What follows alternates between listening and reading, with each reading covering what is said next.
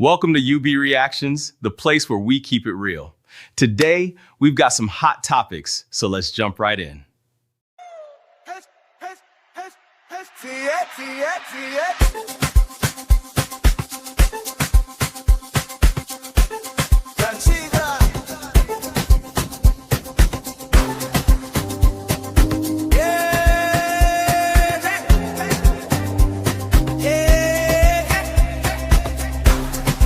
MC, we rise.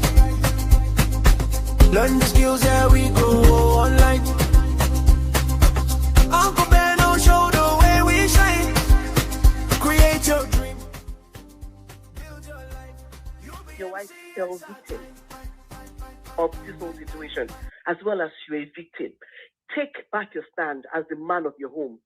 Go back, take charge, drive that devil out of your home. Take charge of your home.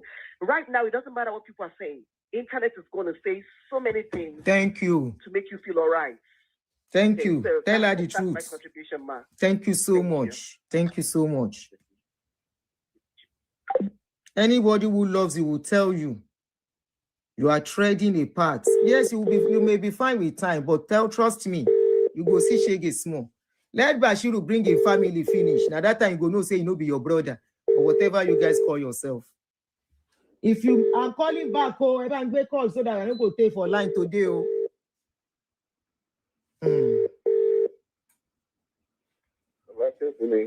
Hello, you are on. Yes, I just want to commend you on the good job you're doing on your show. Can you hear me? Clearly. Yeah, just commending you on the good job you're doing on your show and the way you were able to treat this matter regarding Bashiru and Debbie. Can you lower the volume of your phone, please, or whatever you are using to listen? It's interfering. Is it? Okay, I'll call you back. I'll call you back later then. Can you hear me, though? We can hear you clearly. Clearly, we can hear you. Then you can come back and listen to yourself. Yeah, yes. Okay, I'll come back. No. You can go and listen to the show later. Keep talking. We can hear you. No, just want to commend you for the good job you're doing. Thank you so much. For your wisdom and everything you do. All right. Yeah? Thank just commending you. All right. Keep it up. Thank you. Okay, then. Okay. If I miss your call, I'm calling back. Oh, all of you wait vex for me yesterday. So if I call, please kindly pick.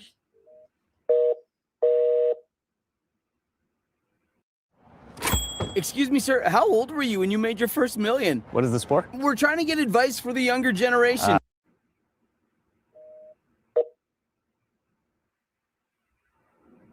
The call is jamming.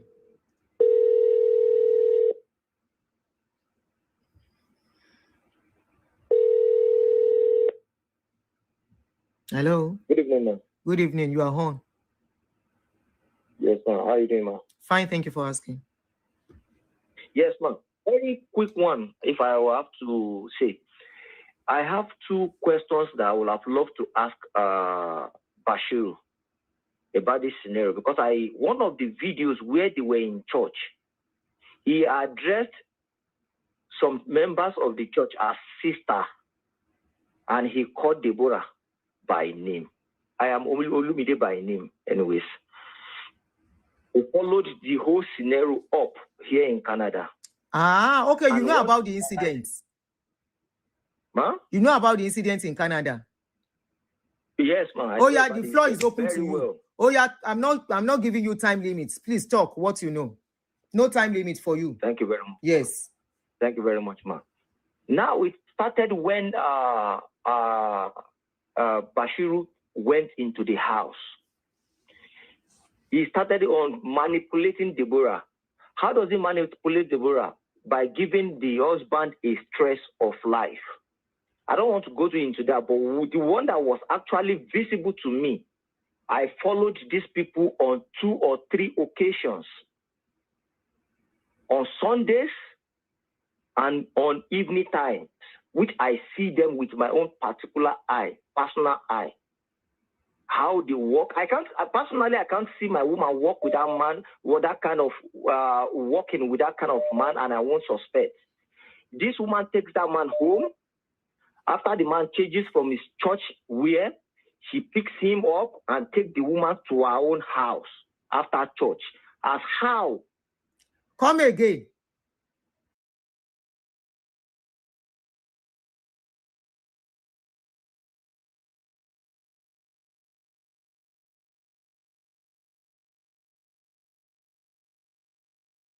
Brother and anything. But he called Deborah by name, Deborah. Wow. Hello, ma, are you with me? Yes, very well. The way Deborah called him Bashiru too. Hello, ma. Very well, I'm with you, please. Am I still on with you, ma? Yes, you are on with me, clearly. We can hear you. Ah, Iro. Iro, kini yo gbodolo o. Number yẹn dà. Yepa, yo nko ni. Yes. Ah. We can hear you, my brother. We are hearing you clearly. Oh. Yes. When Bashiru, I traced them like 2 or 3 times. After church, this woman, I know where Bashiru lives. This woman takes Bashiru to the house, dropped Bashiru. Bashiru go upstairs, changes his clothes, get into the car and drive down to their house, to the husband's house, where he manipulated the wife to chase the husband out of the house on Sunday's evening. Doing what?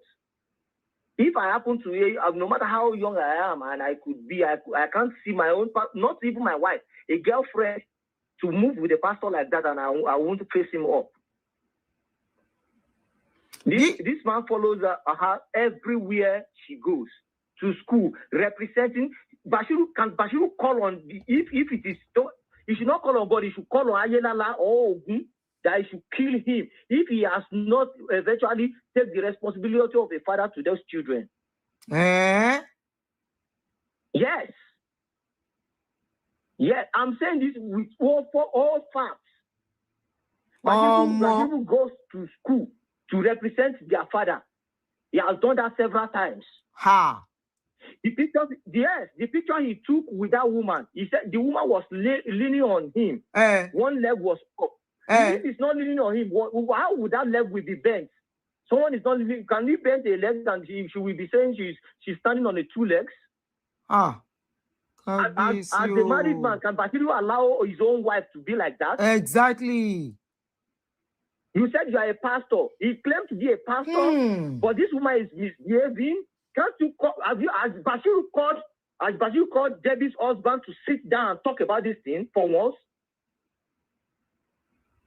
As a pastor, when the man, you see that Debbie you are seeing, that before Bashiru came into the house, have they not been living over how many years? Has there been any issue? Does Kayode have friends? When Kayode came, when Kayode's friend came from US, what's his name? Manitoba, and even Toronto here in Barrie to come and beg Debbie.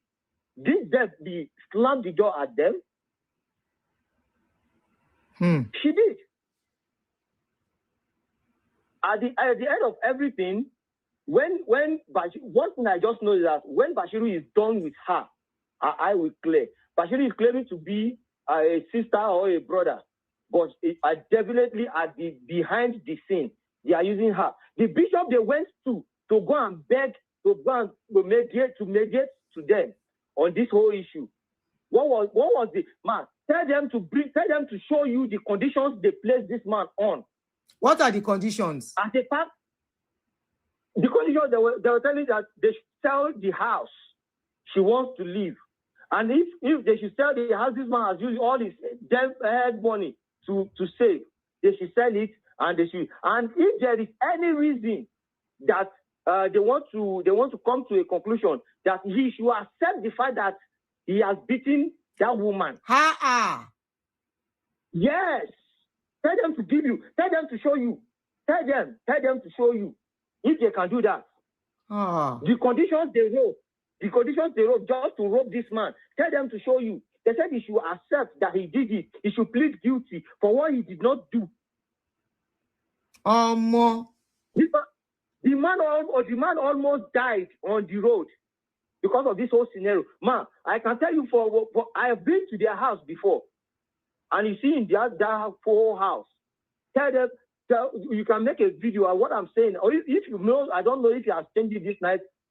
The whole pictures on that house is the husband, the woman, and the children. They are always on uniform. Any clothes they wear, they are always on uniform.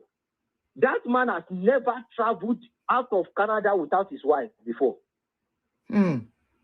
The one he went to US of recent was because of the fact that he and the wife was having misunderstanding because of BASHIRU. That was the first time this man traveled alone. How about when he went to Nigeria? Man? When he went to Nigeria, he went alone now. No, when he went to Nigeria, he went to this woman's family house. Everything he did then was because of this woman. He went to do politics then. He went to do politics. The family are aware. The brother is aware. The sister is aware. The mother is aware. And everything he was doing then, all his investment then, was for the lady. Yes. The bakery he built for them, is it not for their name? Is it for is it for his own name? Who are the ones controlling it? Is it not Debbie's parents? Wow. Yes. Debbie entered the wrong hands. It is understandable. But I can't, man, in a normal settings, let me use Toto Biowe.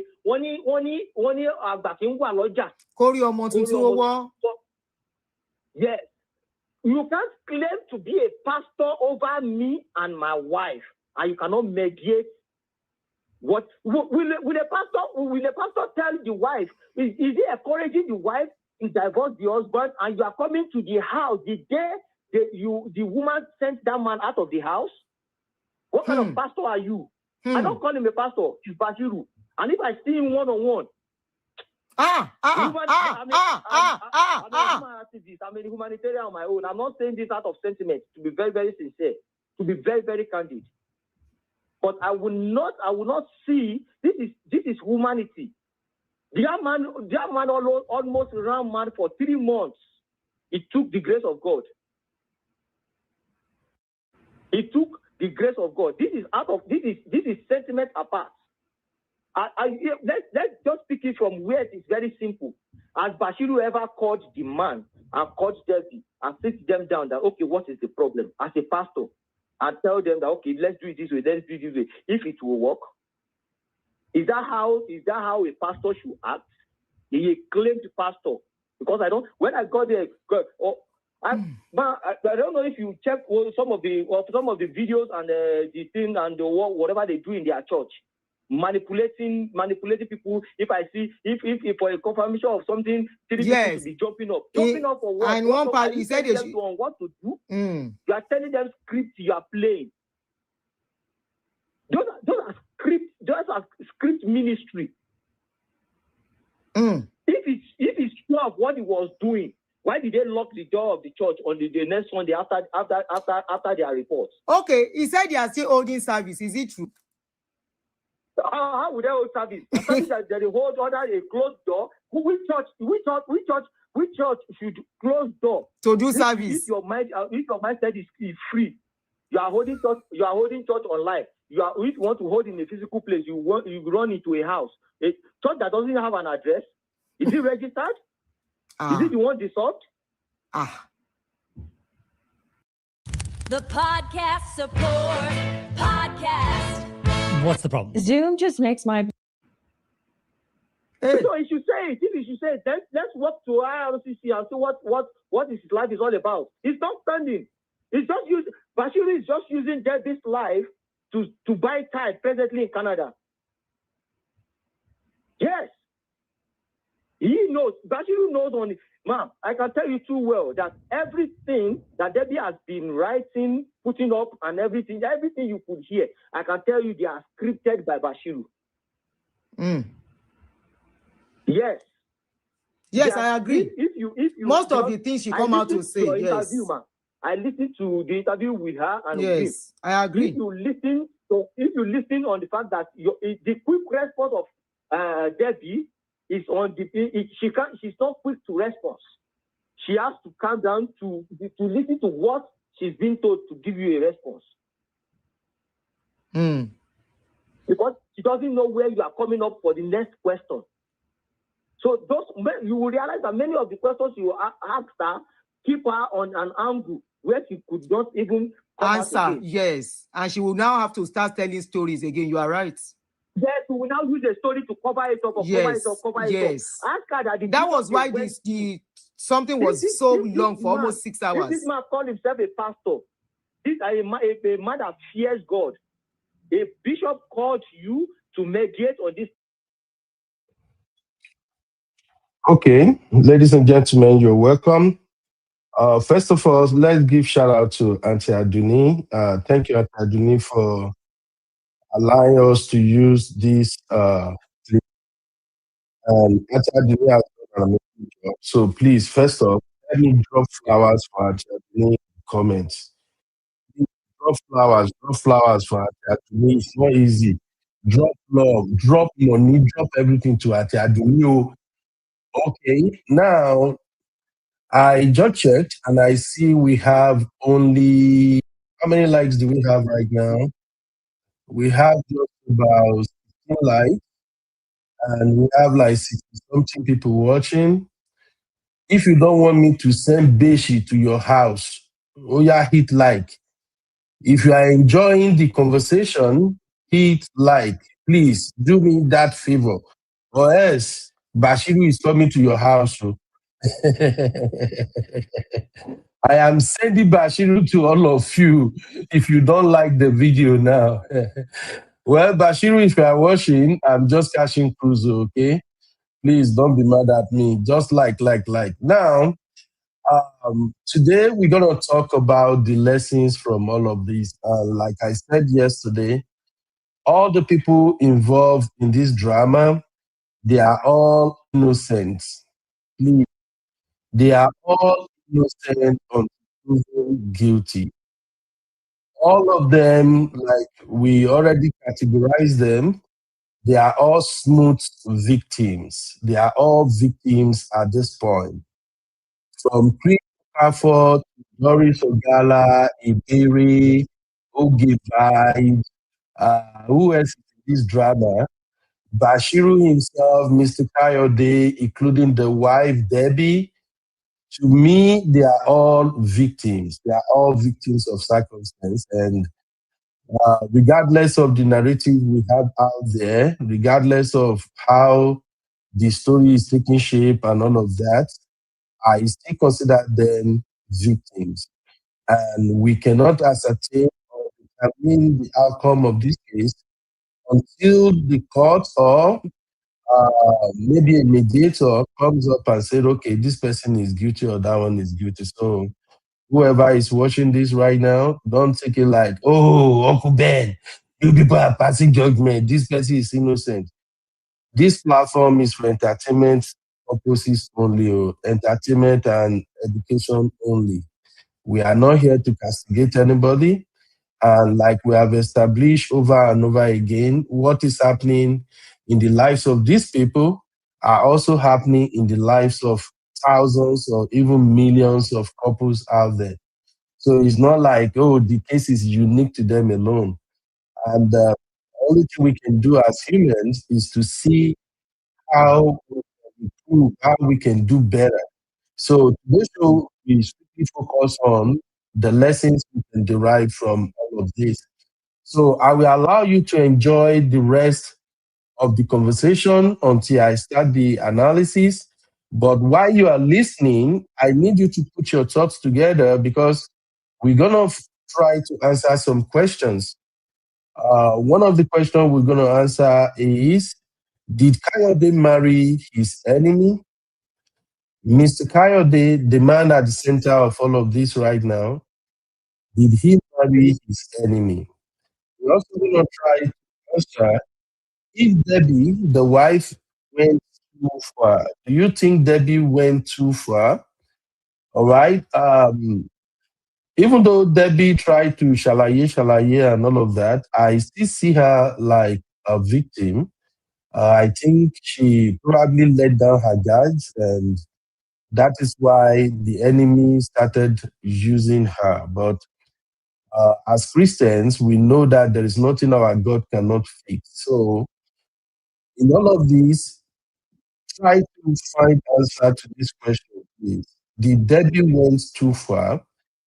And okay, let us assume Bashiru himself is innocent to some extent, and I'm coming from the angle that Bashiru, just like many other people out there, he might just uh, come to Canada, seek greener pasture just like everyone else. Remember, according to the story, Bashiru and Pastor Chris were trying to start a new church. Okay? So I want to assume that Bashiru probably don't understand the dynamics of marriage abroad. And just like many other Nigerians, he finds himself in a family abroad, and all of a sudden, being the so-called pastor, he thought he's on top of the whole game. So if Bashiru is truly innocent, because let's face the reality here, there is possibility that they might not be sleeping together. Maybe they were just not aware of what their activity or uh, actions, how it appears to the rest of the world. They might not just be aware of that. So, but my question is, did Bashiru do too much? Did he do too much? So help me find answer to that. And then there is this person that called in yesterday during this particular live stream that I'm replaying now from Aduni. It's a woman, and that woman made one outrageous comment that shocked everyone. When the woman called, she said, Auntie Aduni, even if the husband is beating his wife, is it too much for a husband to beat his wife? And I almost choked. I was drinking water at the time when I heard it. I'm like, brother Zachariah, in this time and age, somebody can actually say this? That is nothing. It's not a big deal if a husband beat his wife. Like, are you kidding me? So I also want you to examine this particular angle. Is something wrong for a man to beat his wife? At least we have to put that debate to rest on today's show.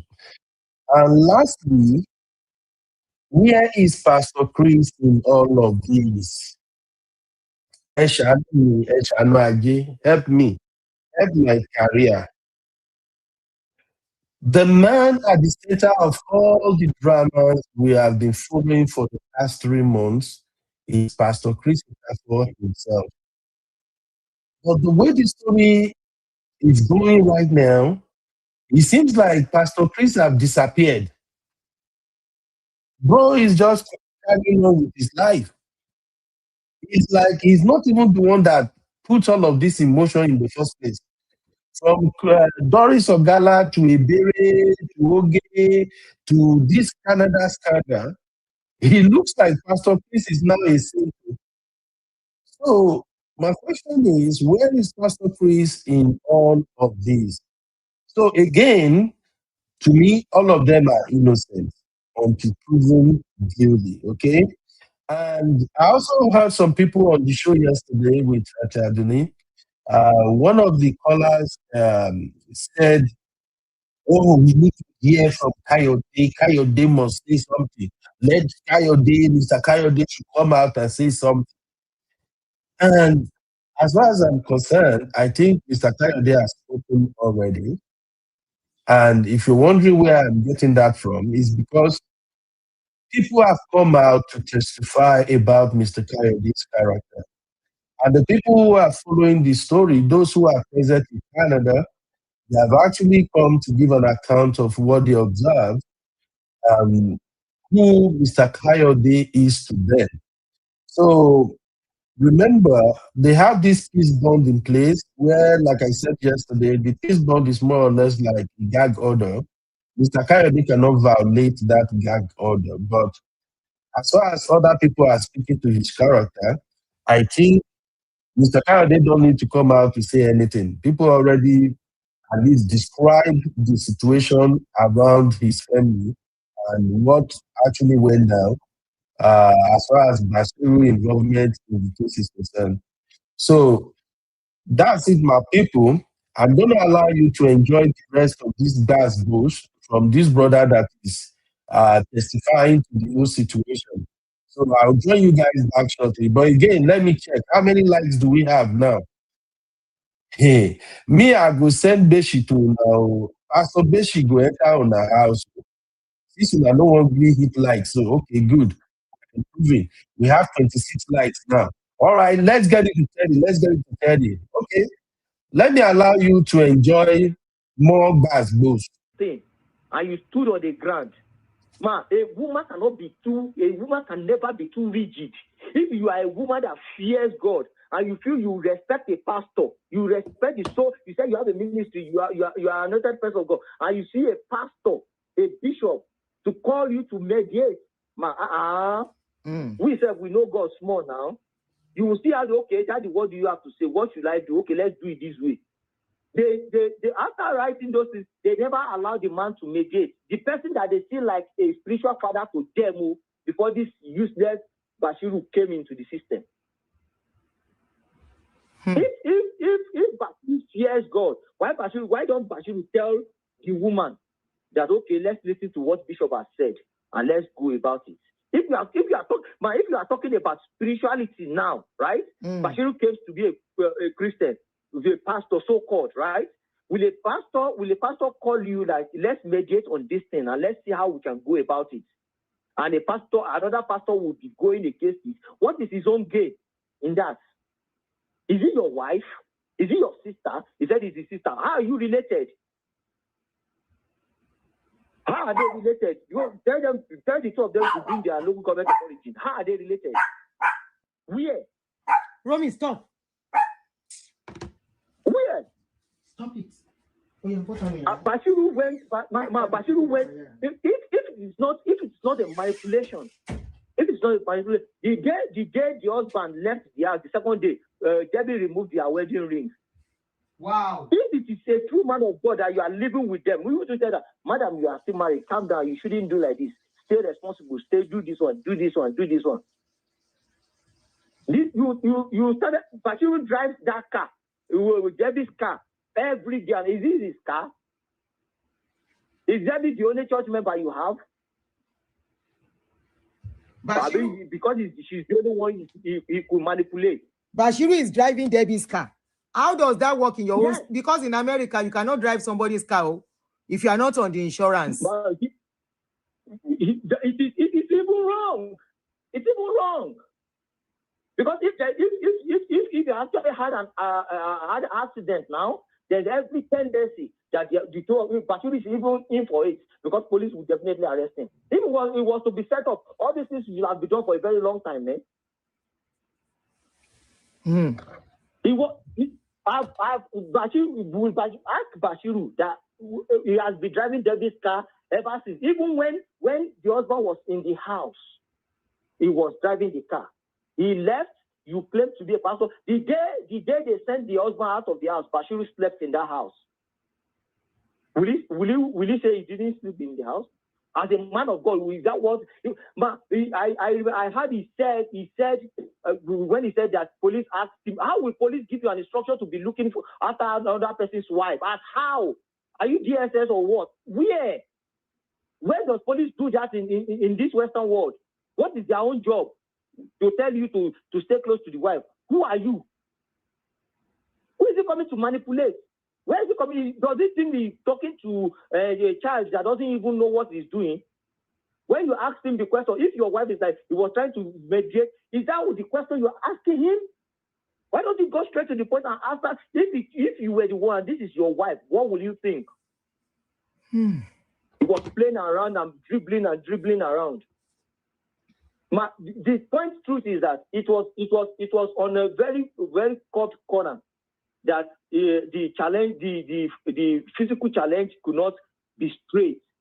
But to a layman, even to the blind man, can tell that they have a 2-4-7 affair. And Bashiru masterminded everything that happened in that family.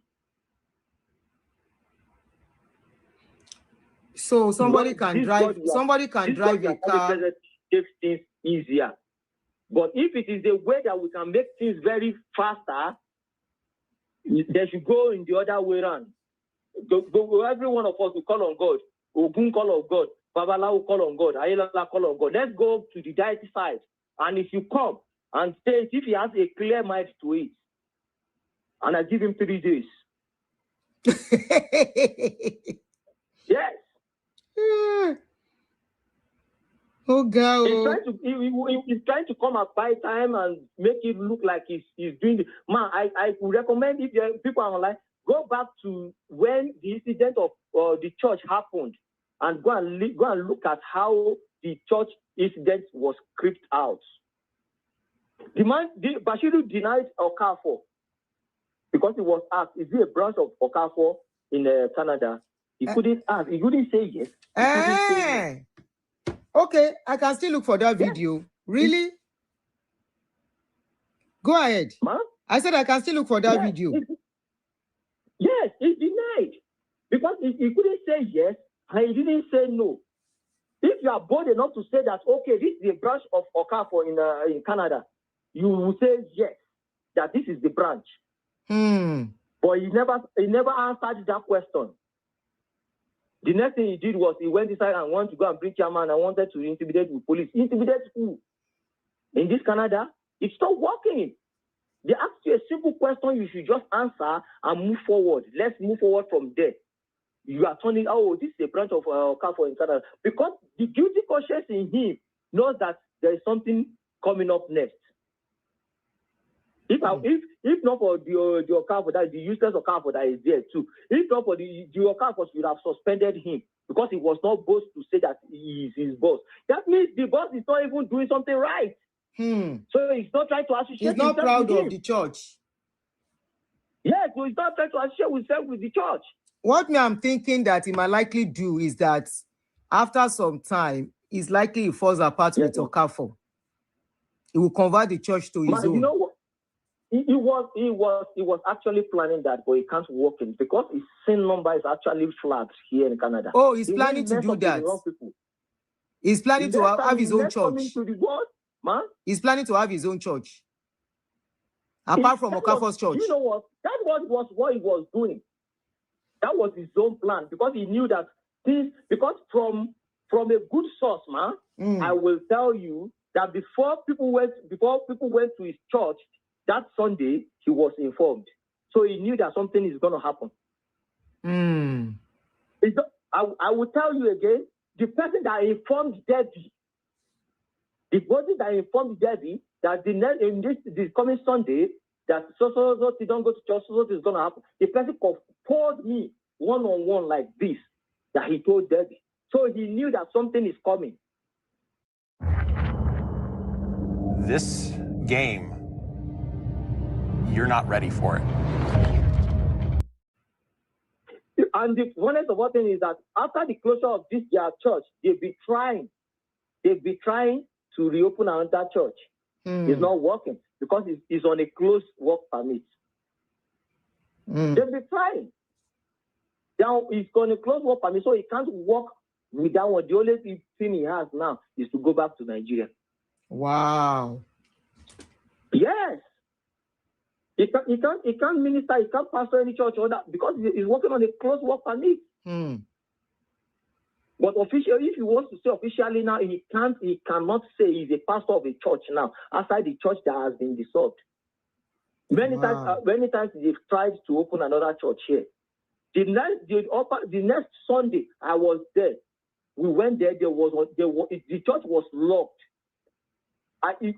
Man, is there any church you could actually go to now? That they as when it's northern side of our country, that they will tell you that you have to, if they don't have a guilty conscience of expecting something serious, did you have to knock door or have a security a closed door before you get access the church? Then why are they closing? Why did they close the church? Why are they hiding from one house to the other? Does the church or the ministry or the service they have every Sunday, do they have an address to it? A church that grew from 20 and come back to 7, 12 or 11 of just 3 families, manipulating the children, claiming to be their father in the name of general father. How? Where? He actually messed up with the wrong people and is getting it back to back. Man, can I say something? I'm very sorry, man. The mistake he made or they made was granting you that permission to interview them. They messed up with it.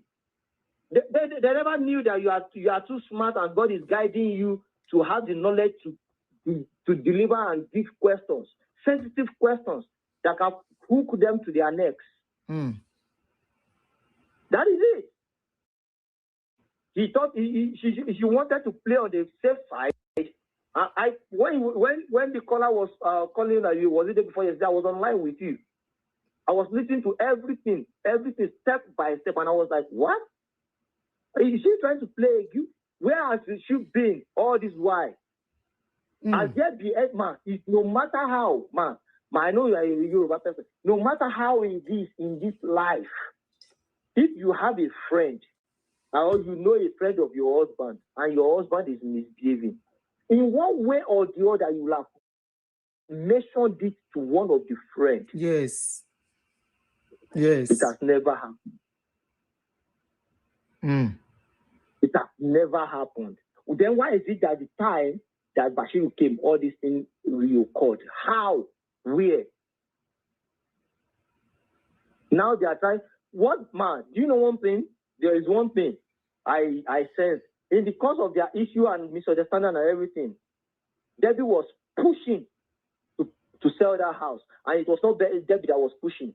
Bashiru was pushing Debbie to sell that house so that Debbie would take her share and he will collect the share from that Debbie. That was the plan. Yes. Hey. I wish you see that, you will see devil in that Bashiru's eyes straight. Because this one is I can measure 2 or 50 people that know Bashiru. Bashiru is a cultist. Somebody is reminding us of something here, that she mentioned it to the woman, that she told the woman in Texas that she's having problem with her husband. Do you know about that? Cool, man. You know, she's Mr. Kayode has a friend in Texas, a lady. Yes. Okay. Yes. So somebody is just reminding us here that Debbie said she told the friend that they are having problems. Mom, maybe after the issue of sending the husband's house. When he went to when the husband went to America. Man, this is why he went to America. Yes, I know. I will tell you. Okay, go ahead. Because the day he came back from America, I went to pick him at the airport. So for you to know. Okay. The day he came back from America, I went to pick him from the airport. And I asked him, why is your wife not come picking you? He said, the wife is busy. He never told me. He didn't say anything. Because he's the kind of person man, to be very, very candid, right? I have to say this, to be very, very candid, she lost a man.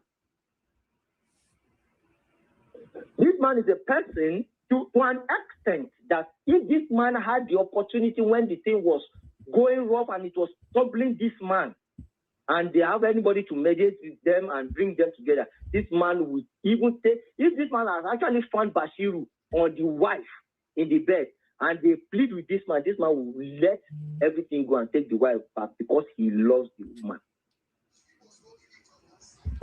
That is if for you, I don't know if you have had chances to speak with him. That's how loving this man can be to his wife. I've not had a chance to talk to him, but work today is broken. Every day, people juggle so many different tools just. Some people have called me. That's the only thing I will say. It was this man, like this man, aside maybe the fact of his policies, and they travel to a lot of places. You will see their pictures. Tell Deborah to send you their pictures. Where they travel to, locations and everything. I think that this one he went to the America will be the first time he traveled to America, to travel out of Canada without The family. Yes. And why did he go? When he was seeing all the mess, all the things. How will the pastor be saying you are walking with my wife on a walk, a night walk? How? Where? You are walking, he couldn't face all those things, and the heat was too much. He has to leave to go and rest his brain.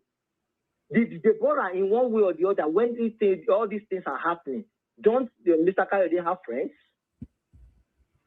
Especially in Canada, that could mediate easily. He has friends in Canada. Yeah. Are there no friends? Are there no friends that come to their house? Honestly, this is sad. This is their house sad. all day? I can mention 2 or 3 that I know. I'm not saying this out of sentiment. Yes.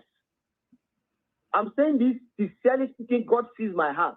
I know from point 1 that Bashiru is manipulating Debbie. But the problem Mr. Kayode has was that Mr. Kayode was not seeing it coming. They are 10 steps ahead of him before they manifested. All right. Please let me know if you can hear me first off. Can you hear me? Please drop a 1. Drop a 1 if you can hear me. Let's get this analysis down and see how many lessons we can actually extract from all of these basketballs. Shout out to Sister Natu.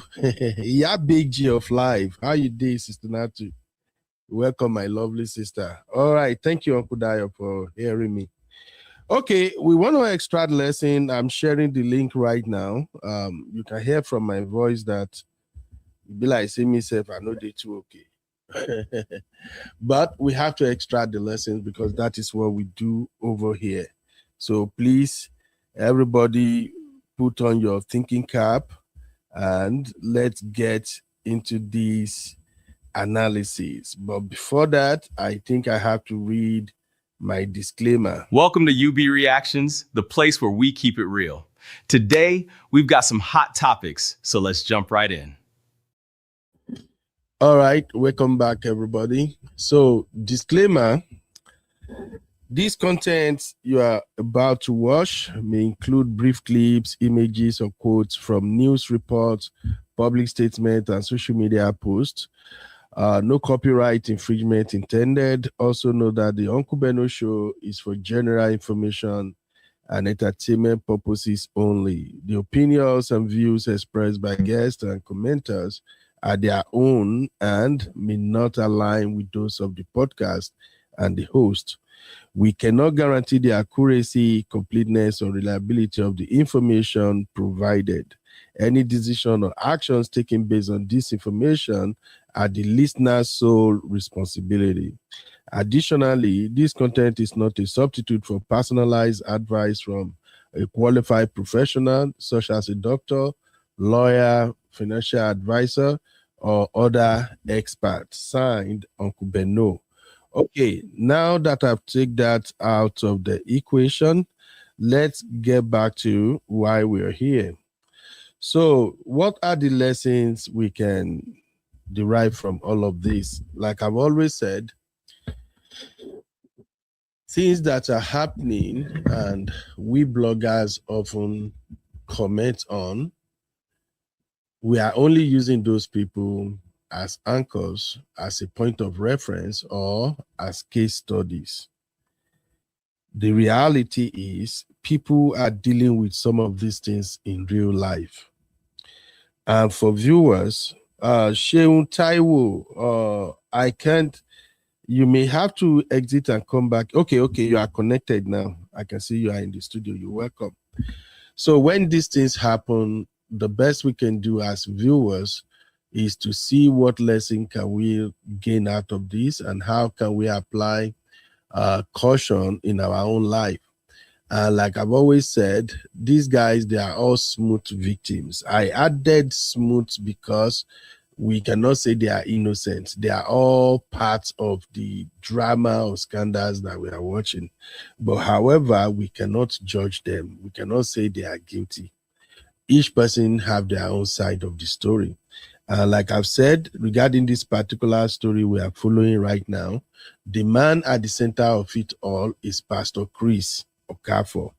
And even Pastor Chris Okafor himself, we cannot say he is guilty until a judge or a competent court found him guilty. So everybody is just telling their side of the story. But for we, the onlookers, we can tell that this is a mess.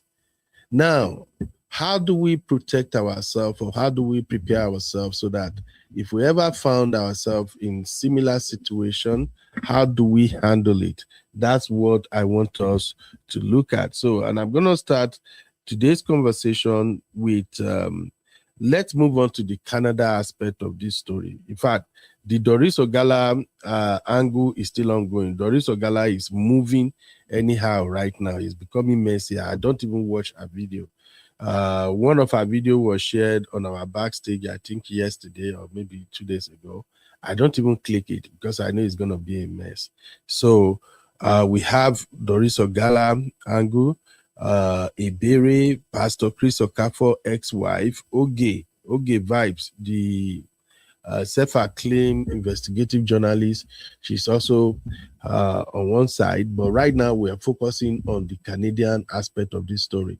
And this Canadian part is so important to people like myself and many other Nigerians who live in the diaspora, because every now and then we receive visitors from Nigeria. People often come for visit, and some of them, they want to stay when they come visiting. And when you play host to these people, what are the things you should watch out for?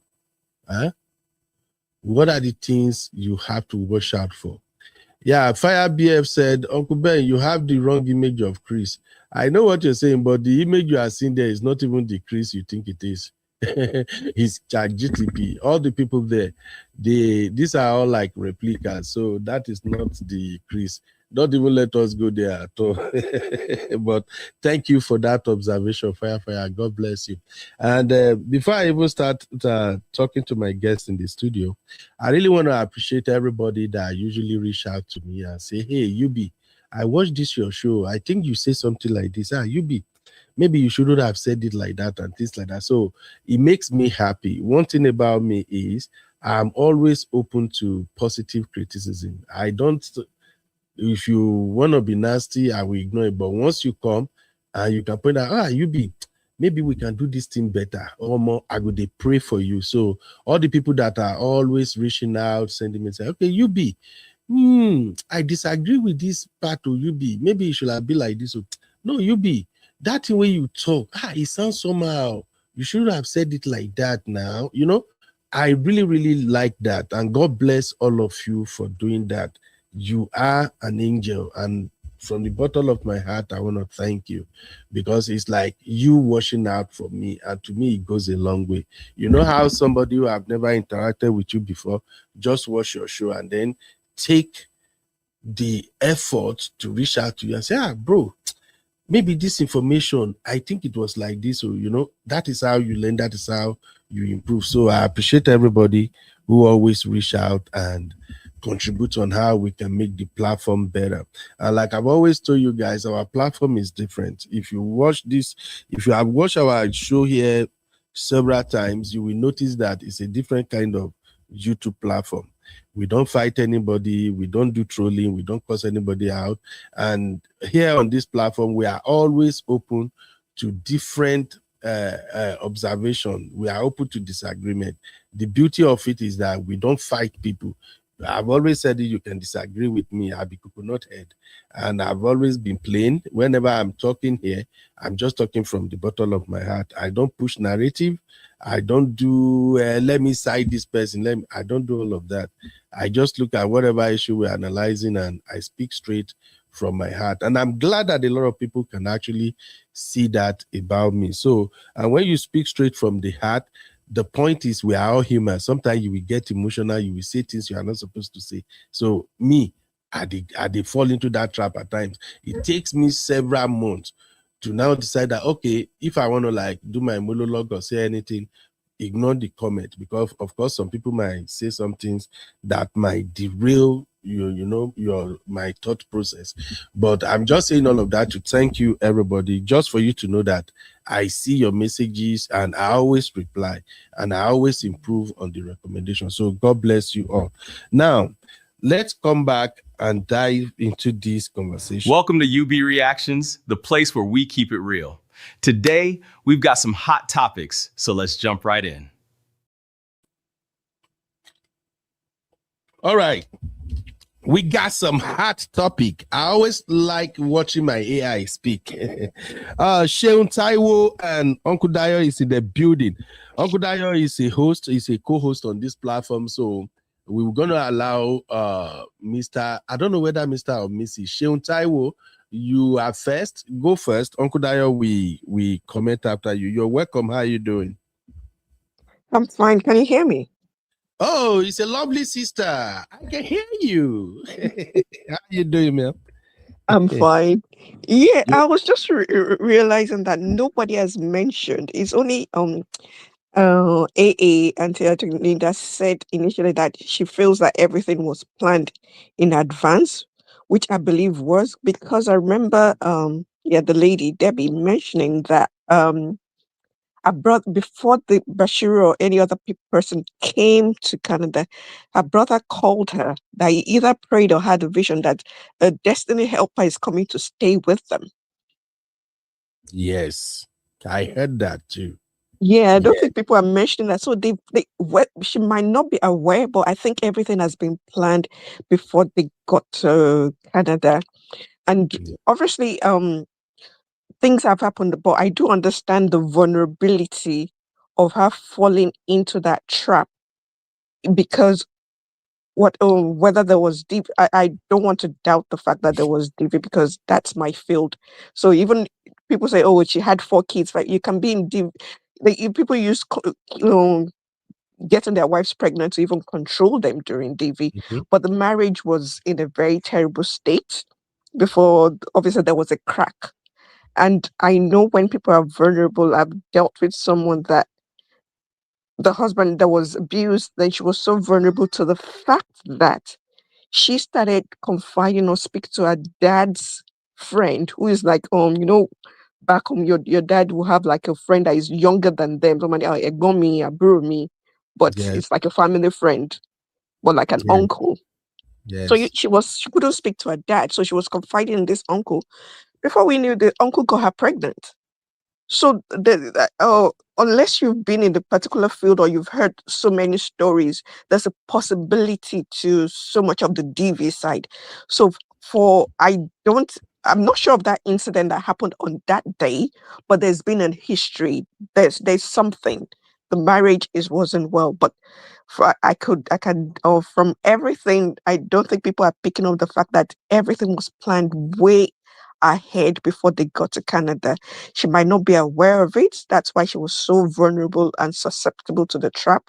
Or I just pray that her eyes open, because to me, she's still the victim. She's still the woman. All the other players know what they were doing. Exactly. She got played. I agree with you. And if we have to even take a couple of steps back, Pastor Chris, according to the story we heard so far, Pastor Chris and Bashiru, they came to Canada for a crusade. Is that, you got that account right? Yeah, I got that. But before they came for the crusade, because Auntie Abduni was saying something like that, even the girl's family and then Pastor Chris, not Pastor, and Chris and Bashiru, like they're all paddy, they all know each other somehow. Yeah, I'm just agreeing. I'm agreeing with what you're saying. And I just wanted to point out that because before somebody leaves Nigeria and come to abroad, say they are coming for crusade, they already have their plan. Do you think a 3 days crusade that they came to do in Canada is where they just decide that, you know what, we are going to plant a church? No. They sat down, they planned everything. And from everything we heard about Pastor Chris Okafor, that man seems to know what he's doing. Do this in business. Yeah. Business is trying to expand. And one thing I know very well about some of these Nigerian pastors is their target is usually people abroad. Yeah, and target I even wary of their brother too. Fine, and this idea of destiny helper. If the destiny helper does, the destiny helper have to stay in their house. For a brother to even say that in the first place was quite yeah. It's something to me like this is weird. Exactly. Like your brother encouraging you to have a visitor overstaying in you and your husband's are because it's going to be your destiny helper, fine. And if they're saying destiny helper is more always on the line of money, would money be that much for you to put your enemy in your own house? Like, I don't get it. That to me is strange. Exactly. Now, if you have time, I would like to ask your opinion on a couple of questions that I have here. Do you mind, sis? Yeah, I don't mind. All right. So the first thing is, I've been following this story. I kept asking myself, because this morning, I still listened to Debbie's story for like 2 hours. And I kept asking myself, the way Debbie switched on her husband, her tone, she sounds like somebody who is fighting one demon of a man. She doesn't sound like a woman who has been in this marriage with a man for, is it 16 or 17 years now? And I kept asking myself, when I compare what Debbie said and what people who knew them are saying, how they describe the man, I kept asking myself, like, did this man marry his enemy? So I wanted to ask you now, do you think Kayode is kind of married to his own enemy? No, it's a natural consequence of if a marriage is broken down. Before for women, it takes a long time for them to come off the marriage, but they are bitter. They are pained already. The pain is there. It is visible. But that's why most divorce is the man is always surprised that the woman is filing for divorce. But the woman has been bearing things best known to them for a long time before they make the final decision. And I always tell people, obviously I have a legal background, like the person you're divorcing, it's not the same person you married. So because if you're advising her like this is what you need to do, it's like, oh, boy is this, boy is that, or it's like, oh, but she's just like, that's not the person. The person you're divorcing now, it's not the same person. If they have the chance to do whatever they need to do to clear you out, they will do it in a heartbeat. But people always forget that part. The person you're marrying. So now, even when people are doing their, what do you call it? Their prenup, just bear it in mind. The person you're going to divorce, it's another person you're going to divorce your enemy. You're marrying your friend now. So it's like the gloves are off now. Yes. Once you ever get to that point of saying I'm divorcing this person, just switch. To me, that's the maybe from a lawyer's, but that's the best thing. Just make sure you're switching completely for you. I know for women it takes a long time to get there, but men are always oblivious of the fact that this woman is already gone. Switching up. Yeah, you are spot on. You're 100% spot on there, because as a man, sometimes we don't even see divorce coming.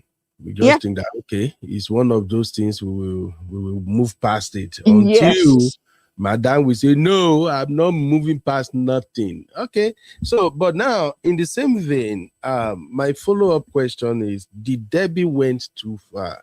In all of this, do you think she just threw caution to the wind and she just wanted to like burn Yes, because now she's found comfort. Whatever that comfort is to her, she's found. It's more like a messiah has come to her. In Bashiru? Yeah, because a brother has prepared her. oh, there's a destiny helper coming. Maybe for her then, she didn't see it. She saw it like, oh, somebody that's coming to help them with their business or money or anything. And like what the ladies were saying yesterday or the other day, like, oh, he's a shoulder to cry on. It was like, oh yeah, this guy has come to save me. Now she's found someone that she could talk to, someone that they're going for a walk. Like she feels she's been loved, like what she's been missing all her life. Maybe what or in a marriage for so long. It's like you found lollipop, like you've been looking for this thing. Where have you been all my life? It's like, you know, when you first fall in love, is according to psychologists, like you're taking drugs. It's like you're high on cocaine. That's why she's in that shacking. The love is shacking her at the moment. Or how do you put it? Yeah, she's high. She's high, so she would do anything to damn the consequences. Yeah. So, Sister Sheo, if you're looking at Debbie right now, eyeballs to eyeballs, like I used to say, yeah, what advice would you give Debbie? She needs to just give herself. Obviously, there's nothing you can tell somebody that feels they're in love that they will listen. But all you can just say, like, can you just give yourself a break? Like, if someone like if she has a friend, obviously the logistics is hard. She's had kids. If she can just go, if she can be separated from that environment for like a month or so, just to be by herself, to go for walk, just by herself, to have, because there's so everybody is in her head now. That's why I still, even though whatever is happening is unfortunate, I still see her as the victim there. There's so much in her head now that she needs space away from that environment. She needs to be by herself. Even before anybody tells her what she's doing is right or wrong. She just needs to separate. And the guy, the Bashiru guy, is in her face every day. Is there. It's God hard. Bless you. God it's bless hard. you. God bless you. Because right now, Bashiru is the only person in her corner. Yes, it's hard. And let me quickly take this comment because you are hitting all the notes. I'm going to bring Uncle Dayo to just at least add to what you said. But this comment from my lovely sister, Devours. See, me and you go fight Devours. I always struggle to call your name. You better change this thing to a name. Devours said, every time Bashiru wants to scam, he uses, I saw a vision. I had a dream. Let us pray. God will send you a destiny helper. Remember, Bashiru had no place to stay, but he went to Canada. And then she also said, then he told Debbie, God told me to stay at your house. These people don't make me laugh now. The vows, why are you doing me like this? Sister Yinka said, Debbie needs to stay away from the entire organization. She needs to stay away from them all. Okay, now Uncle Dayo, you've heard Sister Sheon, because I 100% agree with Sister Sheon. She's just hitting it. In fact, Sister Sheon, I'm sorry, I just wanted to know, are you a lawyer? Yeah. I knew it. I have too many lawyers here. The way you are hitting it, I'm just remembering my Misty, my Marriott, all my lawyer sisters. Now, so that they break them down. Thank you very much. I'm still going to ask a couple of questions, and I'll be happy if you can help us educate our people too. So, Uncle Dayo, just to bring you in, sir, you've heard Sister Sheon. In all of this, what do you make of it, Uncle Dayo? In terms of Kayode marrying his enemy and Debbie doing too much. Thank you very much, Uncle Benno.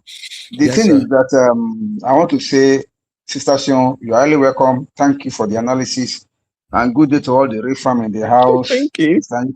Pepe, my beautiful sister, Diaspora Diva, and the host of others that are on the platform presently. Didi Tuna, another one.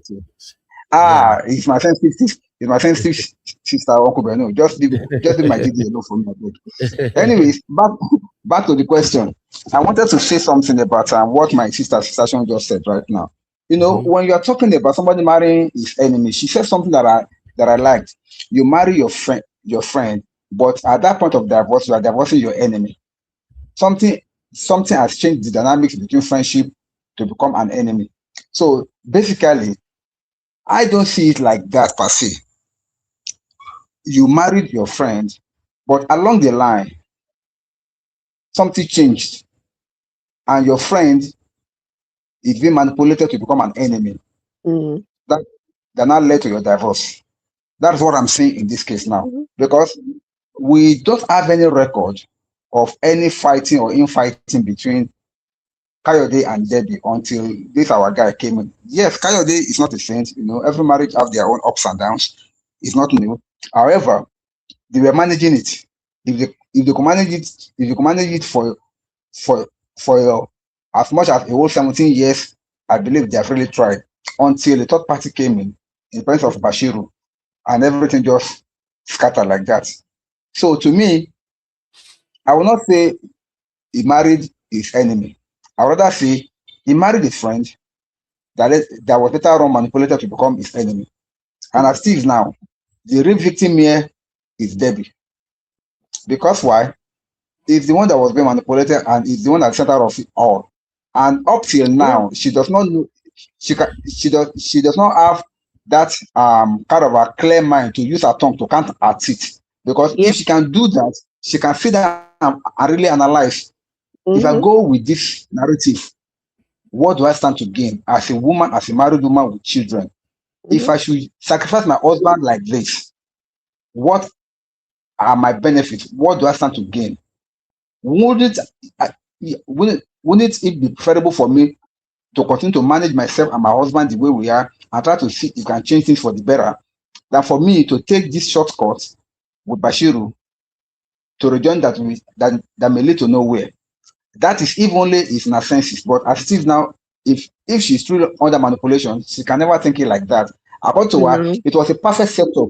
When the brother had a dream, a destiny helper is coming to stay with you in Canada. That was the first step. Once she took that one in, she was hooked already. So when Bashiru and Pastor Chris came, it was like an already laid out script that you were just playing. So she easily fall into disanger with them. And before you know it, they manipulate their plans, they cause division between her and her husband, and the rest is history. Now they'll be able to drive the man away from his home. They've taken over the home, so to say. And the easiest part for them is to deal with the wife, which, of course, now that the story has blown, social media people may not allow that to happen because they are now that their scheme has been exposed. So I want to see their next move. Thank you, sir. Thank you, Uncle Dio. Thank you, Uncle Dio. Welcome, Sister Natu is in the building. I see you, Mom of Five. You're welcome, my lovely sister. Thank you, everybody. Now we have just how many likes? How many likes do we have? I think 34 likes, and we have like 150 something watching.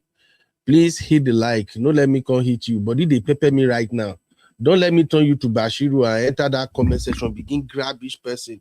Hit the like now, or I hit you. Am I get cash bureau? So, Sister Natu, my own Sister Natu. Where's Sister Natu? You be there. Sister Natu, have you been following this Bosman?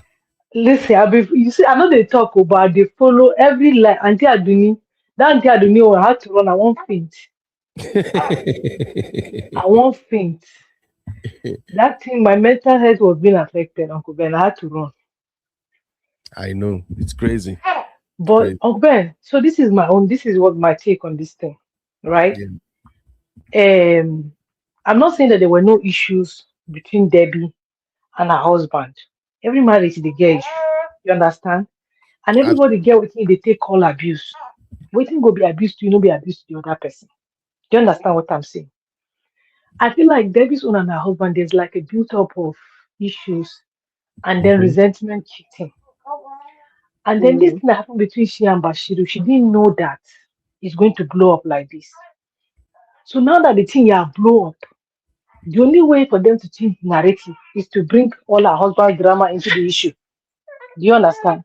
Yeah. Is to bring her husband's drama into the issue and to push the blame game on her husband so that they go change the direction of the wave. That is the only way. And for the reason why they did that, you know, if you tell me, say they no bench. Because the effort they take, they try to change the narrative. Now, person will do something, they do this one. Do you understand what I'm saying? Because this thing, Uncle Ben, that happened, it happened to a close family member that we know. early 2000s in Nigeria. But the person was not a pastor. Do you understand? The person was somebody that was close to the family. Do you understand what I'm saying? So that was the same narrative too. When everything blew up, the woman now started changing that the husband is not treating her right, the woman has not been sleeping with her, kinikon, but nobody has said that story before. You have not said it to anybody. But now when you go do away, they catch you. Now there you won't feel like say you won't talk. And we're not saying that she should not talk. But honestly speaking, for my own, something's happening between those two. And she just feel like the only way to change the narrative from she and Bashiru said, that's why they're jumping from one blogger to the next. Why are they jumping to bloggers to change narrative? Why? Why? Why? Why? Because Do you they don't. understand? Yeah, they Exactly. don't. And then you as a pastor, you know that you have failed. You have failed your calling. That's if you're even called. You have failed your calling. You have failed your people. The people that you are serving. What are you going to teach them? Because you see, Uncle Ben, this pastor, that's what my pastor used to tell us all the time. Know God for yourself. Because these people will use religion and manipulate you. The level that, imagine this man is trying to make this woman sell her house so that he can get money from her. But now she's not knowing, you'll be telling her to come and sow seed. And a lot of our people, once the pastor is coming to America or coming to Obodo Yobo to do anything, all of us want to drop and serve. So that the pastor, when you go back, you say, when I went to Canada, it was Sister Natu that hosted me. It was Sister Natu that drove me around. That woman, oh, God will bless her. Sister Natu, I see something upon your life. But this sacrifice that you have done, God will remember you for good. Then our head will be, in Jesus' name, amen. All the doors that have closed, God will open it. Listen, God cannot be mocked, though. So now this man is using religion to manipulate her. But she's not seen because she's in a vulnerable stage. And she feels like being close to her pastor and serving. Now, from serving her pastor, she has moved to serving in the other room. You see what I'm saying? And it's not part of the job. So I just feel like the whole blue haha is just to cover up for Devi and Bashiru's mess because it's happening and they've been caught red-handed. That Bashiru, be like say they have employed him, Canadian government have employed him. Because tell me why Uncle Ben, after they taking the woman husband, that he's going to go and check the family that he has agreed with police. Police don't employ him. And the Canada government don't employ him. Sometimes people will just do something and be thinking that everybody is stupid. That's the problem with some people. They just like everybody is just stupid like them. But no, like that brother that spoke, he said that Bashir did not know that if he goes to Auntie Aduni and talk to her, she's going to catch them the way she caught them because they thought that she's not that smart. You understand? They just feel like she has smoke. They don't think that she's that smart. But Auntie Aduni, they shocked them. Yeah. I think, thank you, Sister Natu. I think for me, what I sense going on right now is Bashiru himself. Bashiru is in a very, very precarious situation right now. I don't think things are okay between Bashiru and Pastor Chris Okafor. I've been monitoring ever since this case came out and Iberi mentioned his name. I've been monitoring his social media account, both on Instagram and Facebook. He used to post everything Pastor Chris is doing in Nigeria. He will share it on his pages. He has stopped posting that all those things ever since this case came out. He doesn't post anything again. So, for the fact that the man has actually dissolved the church in Canada, I think that also put him in a very bad spot with his boss, Pastor Okafor. So, Who dissolved the church? Pastor Chris Okafor dissolved the church?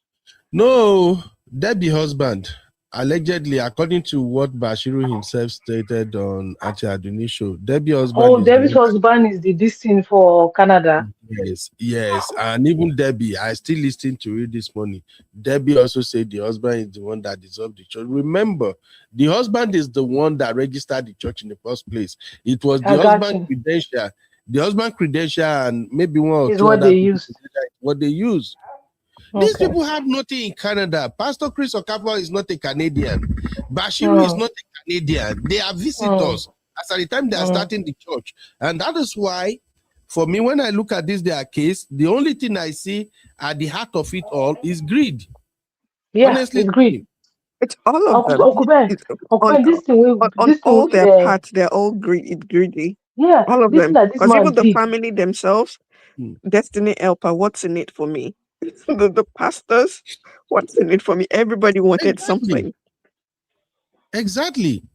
And I think this is where they kind of underestimated Debbie's husband. I don't know Mr. Kayode. I haven't met him. But from what I heard that Mr. Kayode is doing, people who are actually in that line of hustling, they are super, super smart.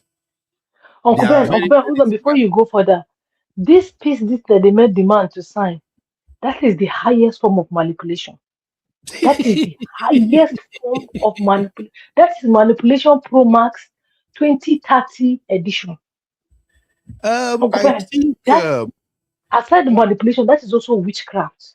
So that man cannot talk for peace sake, but if people are going around and talking, Uncle Ben, just look at the thing. Make it make sense. Sister Natu, I think what happened was that, because that's why I said it's better to focus on the lessons we can derive from this. The one big mistake I think Mr. Kayode made, and if I'm looking at Mr. Kayode right now, if I have to advise him, because he happens to be my brother from another mother, since he came from my side of Ondo State, one thing I will advise him if I'm looking at him is to work on his anger. They use his anger to kind of put his hands in shackles. You know, police arrested him for DV. You know how he been now, Sister Natu, and thank God Sister Shen is a lawyer too. Sister Shen, how does cases look like when a man is arrested for DV?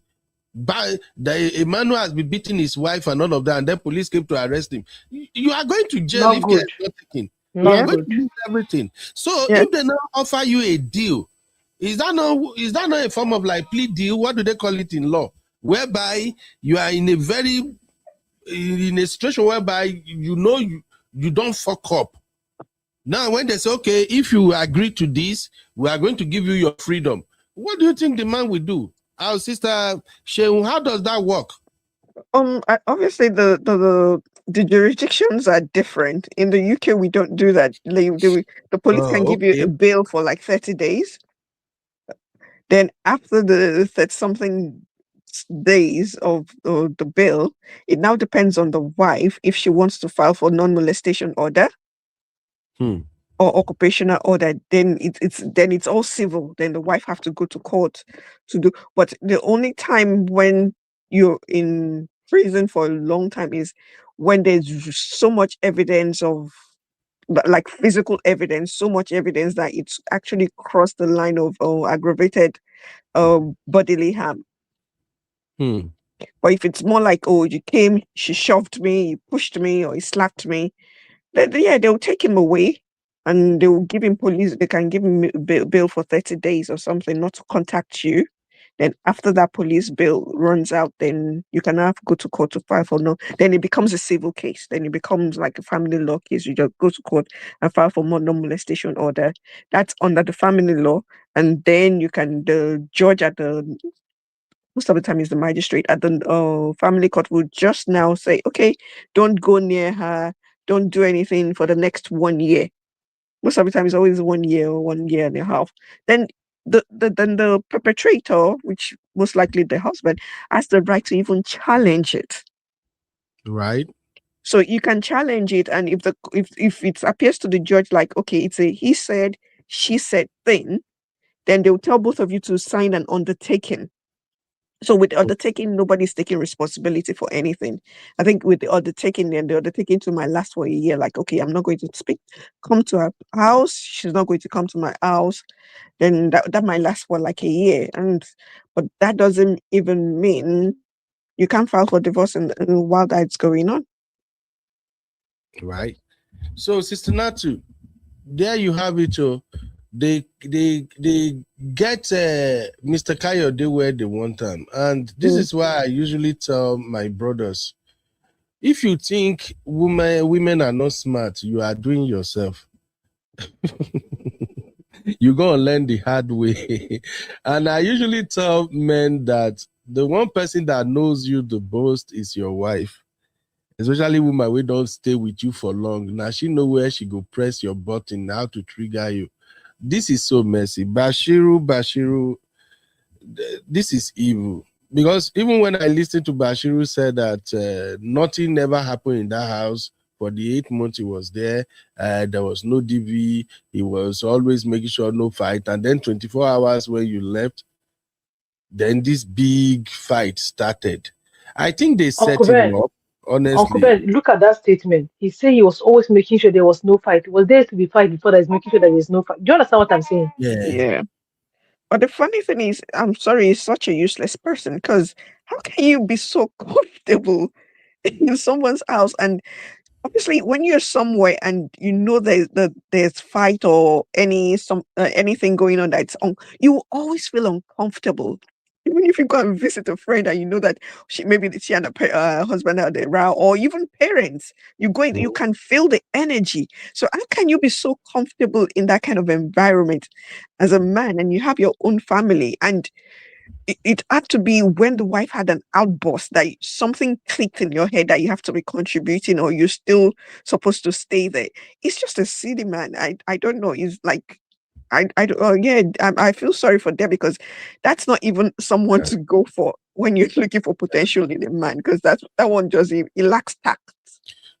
What does he even know? What does Bashiru know? And that's bring me to another thing I want us to consider on today's show. Where is it now? Wait, I think I put it somewhere. Okay, I did add it on my tab. When it comes to people coming from Nigeria and live with you in UK, they have this problem, especially most of the people that come from Nigeria for the first time. I usually observe it on a couple of them. They believe they are wiser than the people they meet abroad.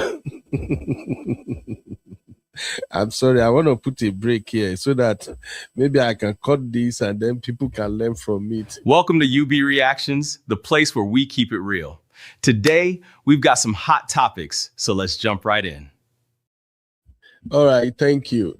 So the point I'm trying to highlight here is immigrants from Nigeria, whether you are visiting or anything, when they come abroad and they are living with you, they believe that they are wiser than you, they are smarter than you, they know better than you. And that's because they don't live abroad. They don't live in the UK, they don't live in Canada or the US. So for them, once they come and they see maybe husband and wife, they are having issue and everything. Now the wisdom when they come up from Nigeria, now that wisdom, now they want to apply to the problem they met on ground in abroad. In the case of Bashiru, after I've listened to him and everything, Bashiru kind of placed himself as if he knows a lot about life abroad. You remember when he was dragging with Tatia Duni, when he was even boasting? Yes, he right now he is on a peace bond, and you know what comes with the peace bond? Look, the way he was talking, I can see through him that this is one of those guys. When they come from Nigeria, they believe they are smarter than the people they meet abroad. I'm sorry, if you are in Nigeria, you are watching right now. I'm not saying you are not smart too. All I'm simply saying is that when you come from Nigeria and you see what people are dealing with, especially couples abroad, that sense where you carry common for Nigeria, now you take the judge the case. You're not going to say it did different from what you are used to in Nigeria. So living under their roof, living with Debbie and her husband, waking up jobless, food is ready, pastor food is ready. You know how many times Aduni say Bashiru go chop, he go balance for dining table. Oh God, I don't want to laugh. where we they live for this abroad, I can't even remember the last time I ate on my dining table. As abroad, they give us a decrease, and many times, you know that kishi counter top or whatever, that the way they kishi. Now they are the chop most time on standing. As I did here now, when I come over here, I won't go work now. Now on top that kitchen counter there, now I go chop. Standing, no, I don't go even sit down. Sorry. The thing is just funny. So Bashiru living under their house is a mansion. And remember, he's a pastor. So they are giving him all the respect, all the how do I describe it now? You know how they treat pastor when they are around the house. Hey, pastor, so Bashiru is just waking up. He eat whatever he want. Maybe he drink coffee. Canada here, say Canada cool. Wait. Maybe as he wake up first. And he's also thinking they achieved that overnight. He didn't know that they worked for that over the years. Do you understand God what I'm saying? bless you, Sister Natu. He doesn't understand. And that's why I think people should learn from many of this shit. When you come here, you see we Nigerians, especially those who are lucky to live in a fancy apartment or in a house that looks beautiful. We don't even enjoy the house. Make they tell una now, make una the year. Most time now our children now they enjoy the house. Parents, they are always at work. You only come back, go sleep, chop, bath, they go back. So as Bashiru come now, see, big house. Before you wake up, coffee don't day hot. Before I finish coffee, don't prepare breakfast. Uncle Beto, but I understand that. But for somebody, if you have dignity and self-respect, and with the way he sounded so arrogant, so if you had dignity and self-respect, fine, you're in a new place, maybe it will take you a while to settle down. You give yourself 1 to 2 months. Okay, I'm spending a month or 2 months at this place just to get my feet on the ground. Then you keep it going. Sister Sheun, when people come from Nigeria and they are not working, they don't think of living like that. Oh, only few, only those will be say they are better head, they are head. Now then they stay for people house for abroad. When they some go stay 2 months, they don't begin arrange out. They want to get. Then you have to be humble in your beggy way. With the way he's such an arrogant person. So if he's that arrogant and he feels he knows everything that's going on and is in charge, is this big man, obviously they boosted his ego, he feels he's a pastor or anything. And if he wants to be on that pedestal, then he just find his way and then they will maintain his dignity. But obviously he knows what he wants to get. Oh my God. Anyway, Uncle Patrick is in the building. Mr. Shehu maintain with dignity when he don't have money. That's what so I'm he have saying. money to maintain the dignity. If maintain dignity with zero. Thank you, Uncle Ben. Yeah, and they come Uncle Patrick. Make I address this thing real quick. What's the name now? Nebuchadnezzar. Is that Nebuchadnezzar or what is it? Is a Mumu blogger? It's Chris Okafor, not Pastor Chris. Okay, don't worry. I'm in a good mood. I'm not going to even explode on you. I don't know what's wrong with you people because of the tumbling you guys saw. Now, for your mind, your eye, now you see that person who did that tumbling as Chris or Yakilomel. That person, that is GTP generated image. Christianity don't block. I don't want to cause anybody anyway, but the person you see on the top lane is not Chris or Yakilome. Now your mind and your eye, now they deceive you where you think na Chris or Yakilome. Okay? Even the top lane that I replaced now, if you look at this top lane, you see that person where they back, where wear suit. So that is the same person where ChatGPT replicate where you they see, where your brain they tell you say na Chris or Yakilome. They don't take religion blow on our heads off. So now Chris or Yakilome, now you want to defend in a show that has nothing to do with him. His name was not mentioned. Only you reach now. You enter. No, I think it's because he's trending at the moment. He's I think there was a video on X about him. Chris Oyakilome? Yes, talking about vaccine, like vaccine. I don't even know. I don't follow him. I don't follow his stuff. Yeah, I think maybe that's why he's army. His army of his army of people that cannot think for themselves. That's why. Yeah. I don't know. I don't know Chris Oyakilome. I don't talk about him. I don't do anything with him. I'm not. Man, I don't even let me vessel. I don't Yeah, care about no, his church and his followers. So his followers are always very defensive. I was I don't once like know. that when I was in uni. Yeah, I used to go to his ChatGPT created a top lane for me. I don't, and that's why I'm explaining it now. You see that person where they back. Anytime I enter anything related to this case, once my ChatGPT see Doris Ogala, he see Chris Okafo. Now that guy where he generate where they back, now they always pull up. So that person where they see now when they see na Chris Oyakilome, now that same person, now it ChatGPT just replicate. So only what if religion blow ring it down? Kekoshilo. Oh no, like who am I see where they be they lose our home, lose everything now because pastor. Oh, I don't want verse. Uncle Patrick, please, sir, your take. You be take it easy. Yeah. Sister Natu and Sister Sheung, Uncle Dayo, agree to. Your Good Uncle Ben, afternoon, sir. Good what I evening, wanted sir. to Good say is that, evening. Good evening, Uncle Patrick. You're welcome, sir. yeah, what I wanted to say is our sisters. I want to address our sisters. By the time they hear the name pastor, it's like a knot just loose for their brain. I'm sorry to use that language. I'm going to tell you from experience, Ben. What is happening to Debbie is not peculiar to her, especially the ladies. When they hear pastor, see if they don't know what they are doing again. I'm going to just give you an example. I'm going to be very careful. I don't want to mention name. We are having a naming ceremony, baby dedication, one of my members' house. So this lady just came with this man. This is my pastor, this is my fiancé. From one country, I'm not going to mention the country. Gentleman, we greeted. Okay, that's good. So I look at the man. Yeah, the man came to church on Sunday. That's good. My fiancé, I thank God for you.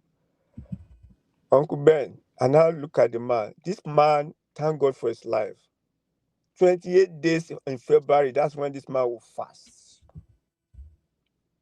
Come and eat us, so no, Pastor, I'm fasting. Come on. Very simple young man. This man has a gift of interpretation of dream. He now told me he has written a book, but he wants to make it big. You got this? But I see that in him. By the grace of God, I took him to Daily Bread, where they produce Daily Bread. The senior editor is my friend. So he said, oh my God, Pastor Paddy took me to here. I said, why not? They talked, we took him, we went to the factory where they are producing the Daily Bread. He saw it. He was, oh my God. Uncle Ben, I told you this man fast. This man later told me that this girl, she's not the ladies, they are not fiancé. Meanwhile, the man was in another state. He was the person that was with, kicked him out, so he needed another place. Maybe they met on Facebook. This lady brought, I'm saying, no, they are not fiancé. No, they must tell me the truth. But I agree with him. Can you believe this lady want this man to carry her and this man refused? Never. I was shocked. The lady himself told me. I said, what is wrong with? I went to their house. This man has his own room where they gave him. Later, they got him a job at work, few months. This lady pressed hard. I said, oh my God. This man said, oh, no, I'm not like that. I said, Pastor, you don't even know me. I don't do that. I was shocked, Uncle Ben, that this man was genuine. This lady has to kick this man out. Few weeks before COVID. Uncle Ben, when I saw the picture of this man now, this man don't blow. I said, what? So what am I trying to say? If this man wasn't genuine, even though this man passed through a lot, but this man was open up to this lady is not my fiancée. Let me just confess to you. I was like, are you serious? But this lady want this man to carry her. This woman, she said, my son woman, I grown up kid. This woman opened to me. This lady said, yes. I said, but you can't force him. Uncle Ben, anything that happened for this Obodoyin book that we don't know. This will not be YouTube story. Life. Some people just I'm talking to our sisters. If this man is not genuine, I was shocked. The only thing that caught my attention, this man, even you come to my house, can you say no, sir? I'm fasting. I was helping him to send money through Western Union then, because the people he owed where he was owing in his place. So all these fake pastors that come to America that have good intention, then just a warning for you sisters, you are playing with fire. Mhm. Then go just use you and dump you. That was the only person I know. Uncle Ben, I was impressed. This guy in my side, you don't even know me. Said, no, I'm not going to do that. Mhm. We will go at this man, even while I said, no, I'm fasting. Is everything? Yes. Then he has a ministry. Until this thing happened, I went to the house. What is happening? The lady opened up and said, oh my God, how can you do this? He said, this is an adult. He said, doesn't want. And now, but he told me, you lied to me. He told me that it's not your fiancé. So, our sister, now making her take it easy. It's the truth. Make you guys need to take it easy. Look at what is happening to Debbie now because of pastor. You are losing your home, losing your family with grown-up kids. It's not Everything. good. It's not good. But what has Buhari, what's it called? Bashiru is fake. All this one is talking, is rolling his mouth. Let him be on the screen. Whenever I see him there, I'll go and talk to him. It's from my place now. It's the truth that come, where I come from. A woman does not mess up with the husband. Why are you bringing down on first? Let's talk about what is happening. You are telling us that you cannot. No, that's a lie. You are gaslighting us. You are saying any woman that mess up where he comes from, the woman is going to. I said, what is this guy talking about? We know that. I'm from the same place. Don't tell us that story. You started from the new story. Uncle Ben, thank you for Thank having you. me. I appreciate Thank you, Uncle Patrick. I can see the passion in this one, sir, Uncle Patrick. Thank you. Now, let me even bring Uncle Dayo to kind of chime in on this one a little bit. Uncle Dayo. Yes, sir. Uncle Dayo. What do you think would if you have to talk to Debbie, what would you advise Debbie, sir? If I have to talk to Debbie, I first and foremost conduct deliverance on her. I will take her privately through a prayer series to deliver her from every spirit of manipulation. Because talking to her now will not make any sense. Why she's still under the form of manipulation. But after conducting deliverance on her, and I'm sure that the spirit has left her, I will not sit her down. The job will become easier. Opening her mind to be able to see things the way they're supposed to, the way she's supposed to see them. Otherwise, every other effort will have been wasted. What we need to understand here is that these people are not moving normally. I mean, the people that are involved in this matter, all of them that are involved in this matter, it's a plot which has been executed from Nigeria down to Canada, and they're living it now. They're not living it out. So if anything should happen, it will take a higher power to be able to scatter that plot and set Debbie free before this thing could stop. Otherwise, people will just be wondering, how come this man could not see it? He could not see it because the day a madman realized that his clothes are dirty, that day his madness is over. But for this woman, she has not seen anything wrong in whatever she's doing so far. All what she wants is to get her husband out of her life, get her freedom, and be free to do whatever she wants to do, even though she does not even seem to know that decision that she's taking is leading her to nowhere. She does not know. She's under some form of manipulation. So to me, it's not about telling her something. It's about liberating her first. Then the moment that spell is off, she herself she will realize, she'll come back to her senses, and the talk to her will become easier then.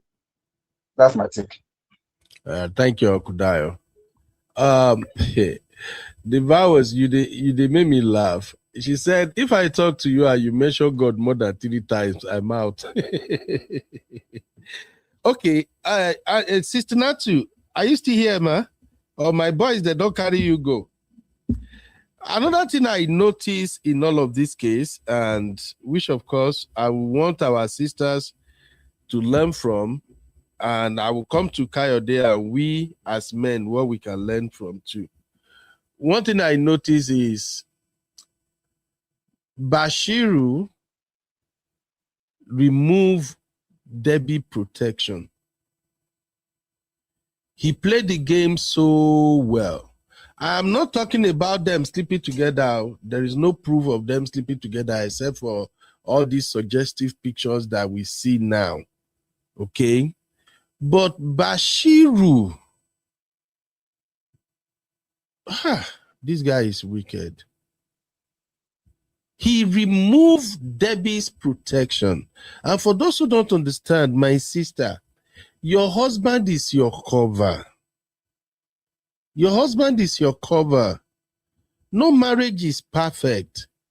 But you see, when at least you still have a man that you are both doing life together, that man provide a kind of protection over you.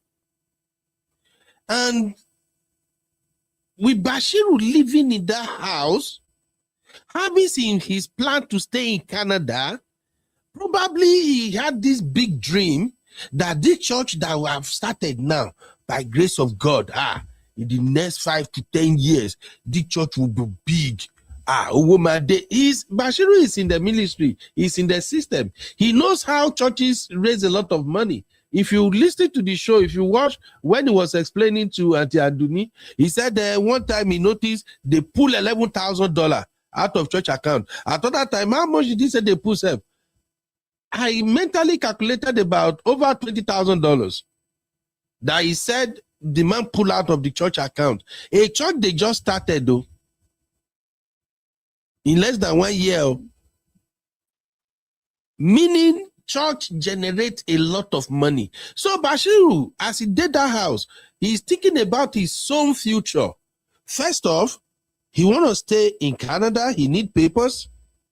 2, he want to grow that church because if you look at his pictures, go to his page and check his pictures, you will see that he's always in suit and all of that shit. That is the MO of people who are jobless and eating free money. How many of us when you see abroad, they not tie, they go up and down? Anybody, any Nigeria where you see abroad, where they not tie, now walk, they go. Walk mostly. But Bashiru was doing fine, boy, because many of these so-called FP, fake pastors, they are used to living free life. They live on other people's money. They don't do no hard work. So coming to Canada is a big deal for him. Living in that house, the comfort. Do you know, as I follow you talk now, I will give anything for me to just wake up, not do anything. Make I just chop, watch TV. Then make I prepare Sunday sermon in this abroad. The rest of us in this abroad, we are working like no tomorrow. No job is easy here in abroad. Ask sisters and brothers, even in IT. When you hear people say, oh, they work in IT, I work in IT, you go to say, na easy job that they do. Say, they are just on computer. Oh, my baby girl, I be where he did. Make I be and CC can tell you now how he be. At least those one, now our sister, they are closer. May they describe their day for now, just briefly. And I'm saying that for you to know that it's not easy for those of us living abroad. Whatever you see us acquire, anything where you see us, now through our sweat. But for people like Bashiru, all these so-called gangster pastors, they are used to living freely on other people's money. So Bashiru going to Canada was a big deal for him. Living in Canada, living in a mansion, eating free food, free motor. All he has to do is Sunday go to church, and I show you video of him dancing in church yesterday. Go watch that video again. How many of us when they live abroad feel they dance like that? You? Oh, what? Because that's all he has to do. He's a pastor. People should bring free money. Una go donate, altar call, everything, which is not wrong, but that is the lifestyle he's used to. So I'm saying all of this to point out the fact that by living under Mr. Kayode's roof with Debbie and everybody, Bashiru is thinking of his own future. how he's going to get his Canadian stay, how he might probably become Canadian citizen, how he's going to grow that church, how he's going to be this big. And Debbie husband looks like he looks like a barrier on his path. Nothing way if he tell me. Debbie husband is a barrier. And from what I gathered, because I know when you come abroad, you want to stay. Mostly, now through marriage, now you feel take stay. I don't know how it works in Canada, but I know it's something similar. But for what I've gathered, the day easy to find people where you go take do pali for Canada. Be like US. From waiting I gather, because I've seen people who are single that lives in Canada, that some of them will even say that, look, if they hard before you go even find a partner, code day, weather day, all those the nonsensical shit. So it's not easy. The only people Bashiru know in Canada are those people who come to his church and the people he lives with. And as things not day too well between Debbie and the husband, Bashiru now have problem. And he just feel like, you know what? If I can remove this man, my path go clear. So everything he did was to manipulate Debbie just to get rid of the husband. That's why he was so strong. The moment he started talking about the case, I knew that this guy is an MF. He just ruined Mr. Kayode's life. And for men, because maybe I may not have much time, for men, Uncle Dayo, you will help me out here. We need to talk to our fellow brotherhood. That they talk one parable for Yoruba, say, Togiri Obalanu, Alangba Oliraye Wonue. Exactly. Mr. Kayode made several mistakes, a lot of mistakes. It might look like, oh, they want to collect his house, they want to do it. But Mr. Kayode himself is the one that allowed all of this to happen in the first place.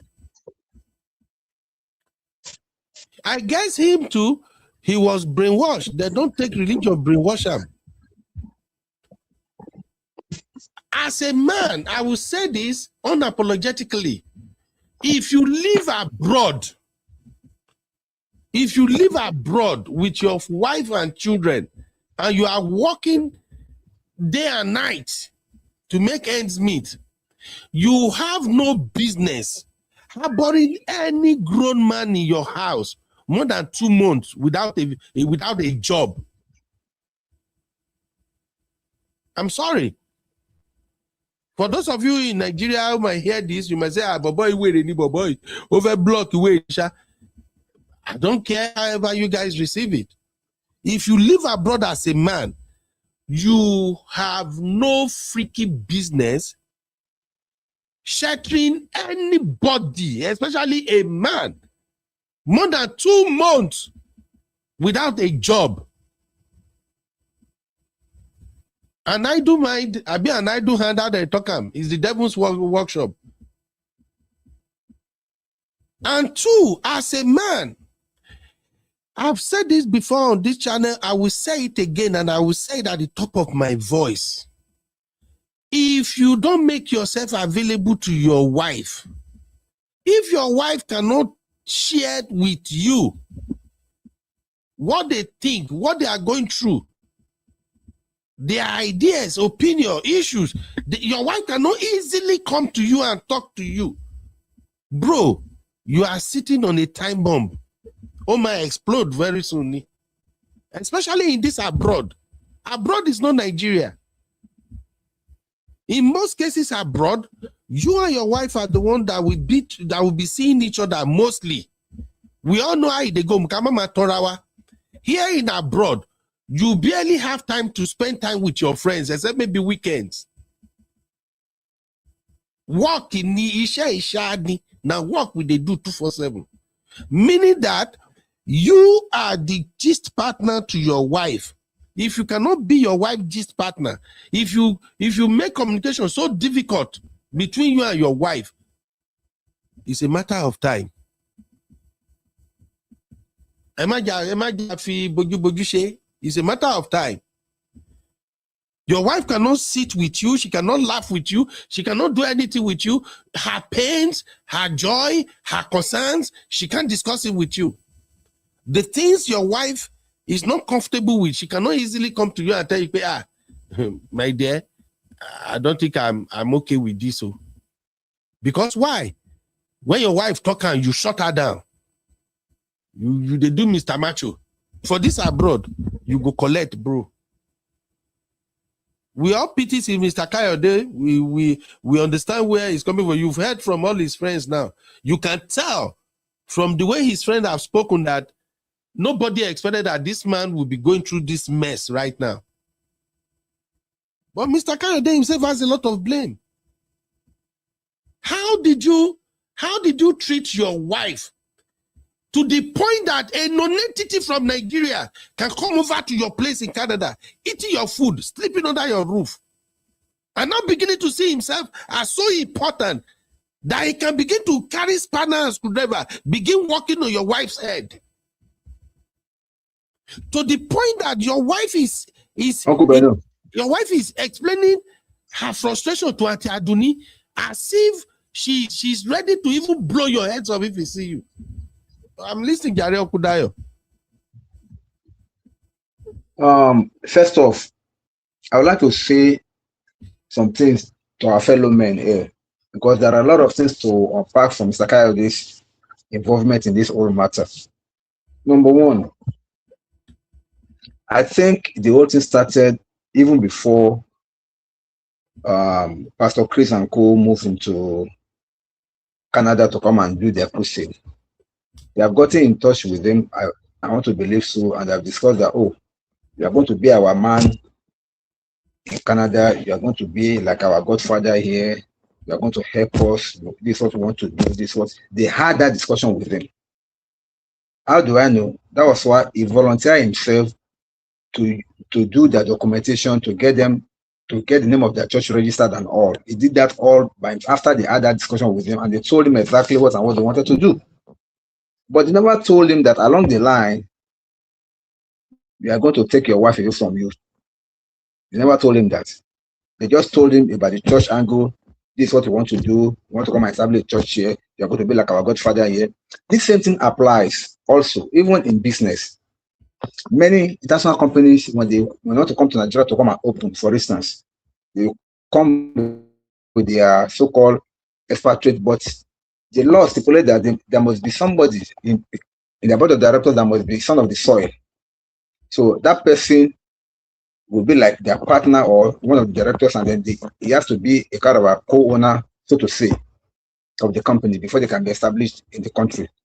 So the same thing applies to the church. A citizen must be part of the co-founder and the owner of that particular establishment. So that was the role that Mr. Kayode was playing for them. However, in this case now, they had their own scheme. They had their own plot that once they're able to get whatever they want to get established, register the church, and the church is now okay.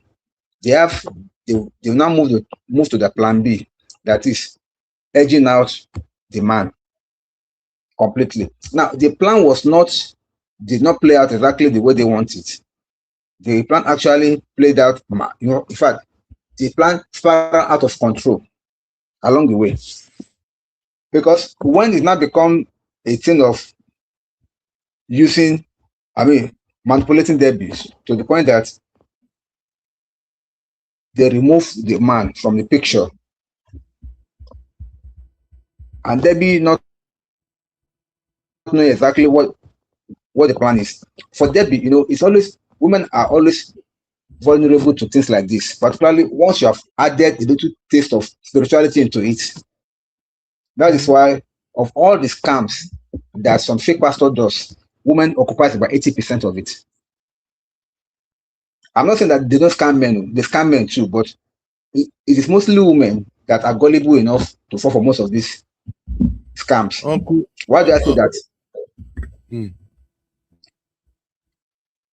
Why do I say that? It is simply because when you look at it, women are so emotional, and some smart men knows how to manipulate their emotions to get through to them.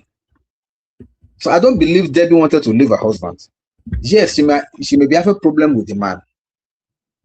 And where the man was strong is that over there in the West, you people are too devoted to your work and to your career because you want to make ends meet because of the high cost of living, high cost of expenses. But I beg you, if you happen to find yourself in the West, either in US, in Canada, in the UK, please create time for your spouse. No matter how much you have been working, both of you are working. As your man, as the husband is coming in, the wife is going out 247. You are working 12-hour shift, blah, blah, blah. Please create time for yourself and your wife. Even if it's just only on your day off. Don't say you are so busy you can't even take a day off. I know some people that are working 247. It doesn't help. You are doing that, and most people end up losing their marriage, losing their home, only just for survival. It's not supposed to be. It's not supposed to be. You have to let go at some point. There's a way that you pursue money so much that every other thing becomes secondary to you. And by the time you finally make the money and you look around you, there'll be nobody there to enjoy the money with you because everything you have already sacrificed your family, everything for that money. And when you finally make the money, you'll be alone in that world. So frustrating. You don't need that.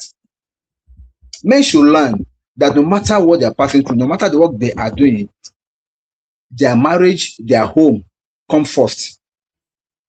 Because all the money you are trying to make is for the same home. You are trying to make home to make life comfortable for yourself and your family, right? Fine. But the home that you are trying to make life comfortable for, you have abandoned them. And before you know it, if for any reason, the home, the woman found somebody that could listen to her, that could give her that, that's why it is so easy for these predators to get through the wives. You just realize that, bam, the home is broken. Why? The wife is no longer cooperating because maybe they have found somebody else that is giving that detail. And this was the case of Debbie. All the time they have been married for the past 17 years, maybe the man has been so busy working, all the basic things that he's supposed to be doing with the wife, he was not doing them. And now that BASHIRU comes in, BASHIRU came in at such a time, as a pastor, what do you do during the week? Nothing. Next to nothing. The only work you do is maybe during service days. You have the whole week to yourself, particularly in your country. If you're in Nigeria now, I could say maybe, okay, you'll be doing some kind of also. You go out to come and look for some business. But over there, you could not. The only thing you can focus on is your ministry. And then Monday till Sunday, I don't know, maybe they have midweek services. At least 2 or 3 days in the week is when you work for some hours. Every other day you are free. And this woman is always looking for somebody like our sisters normally say, a shoulder to cry on. And he was there offering that his broad shoulder for her to cry upon. And before you know it, no, please. Before you know it, shoulder will turn to something else. And that's what really happened now. And before you know it now, because they themselves, they have a plan initially, they capitalized upon that and they manipulated her and they got her to where they want right now. Even now, when BASHIRU was talking on Anti-Agonis's show, all what he was saying was to condemn KAYODE. They were just trying to so much. Yeah. Nobody want to even touch him with a pinch of salt. Yeah, I think because that was their scheme. Their scheme is to get him completely out, take over his property, and then boom, they are done.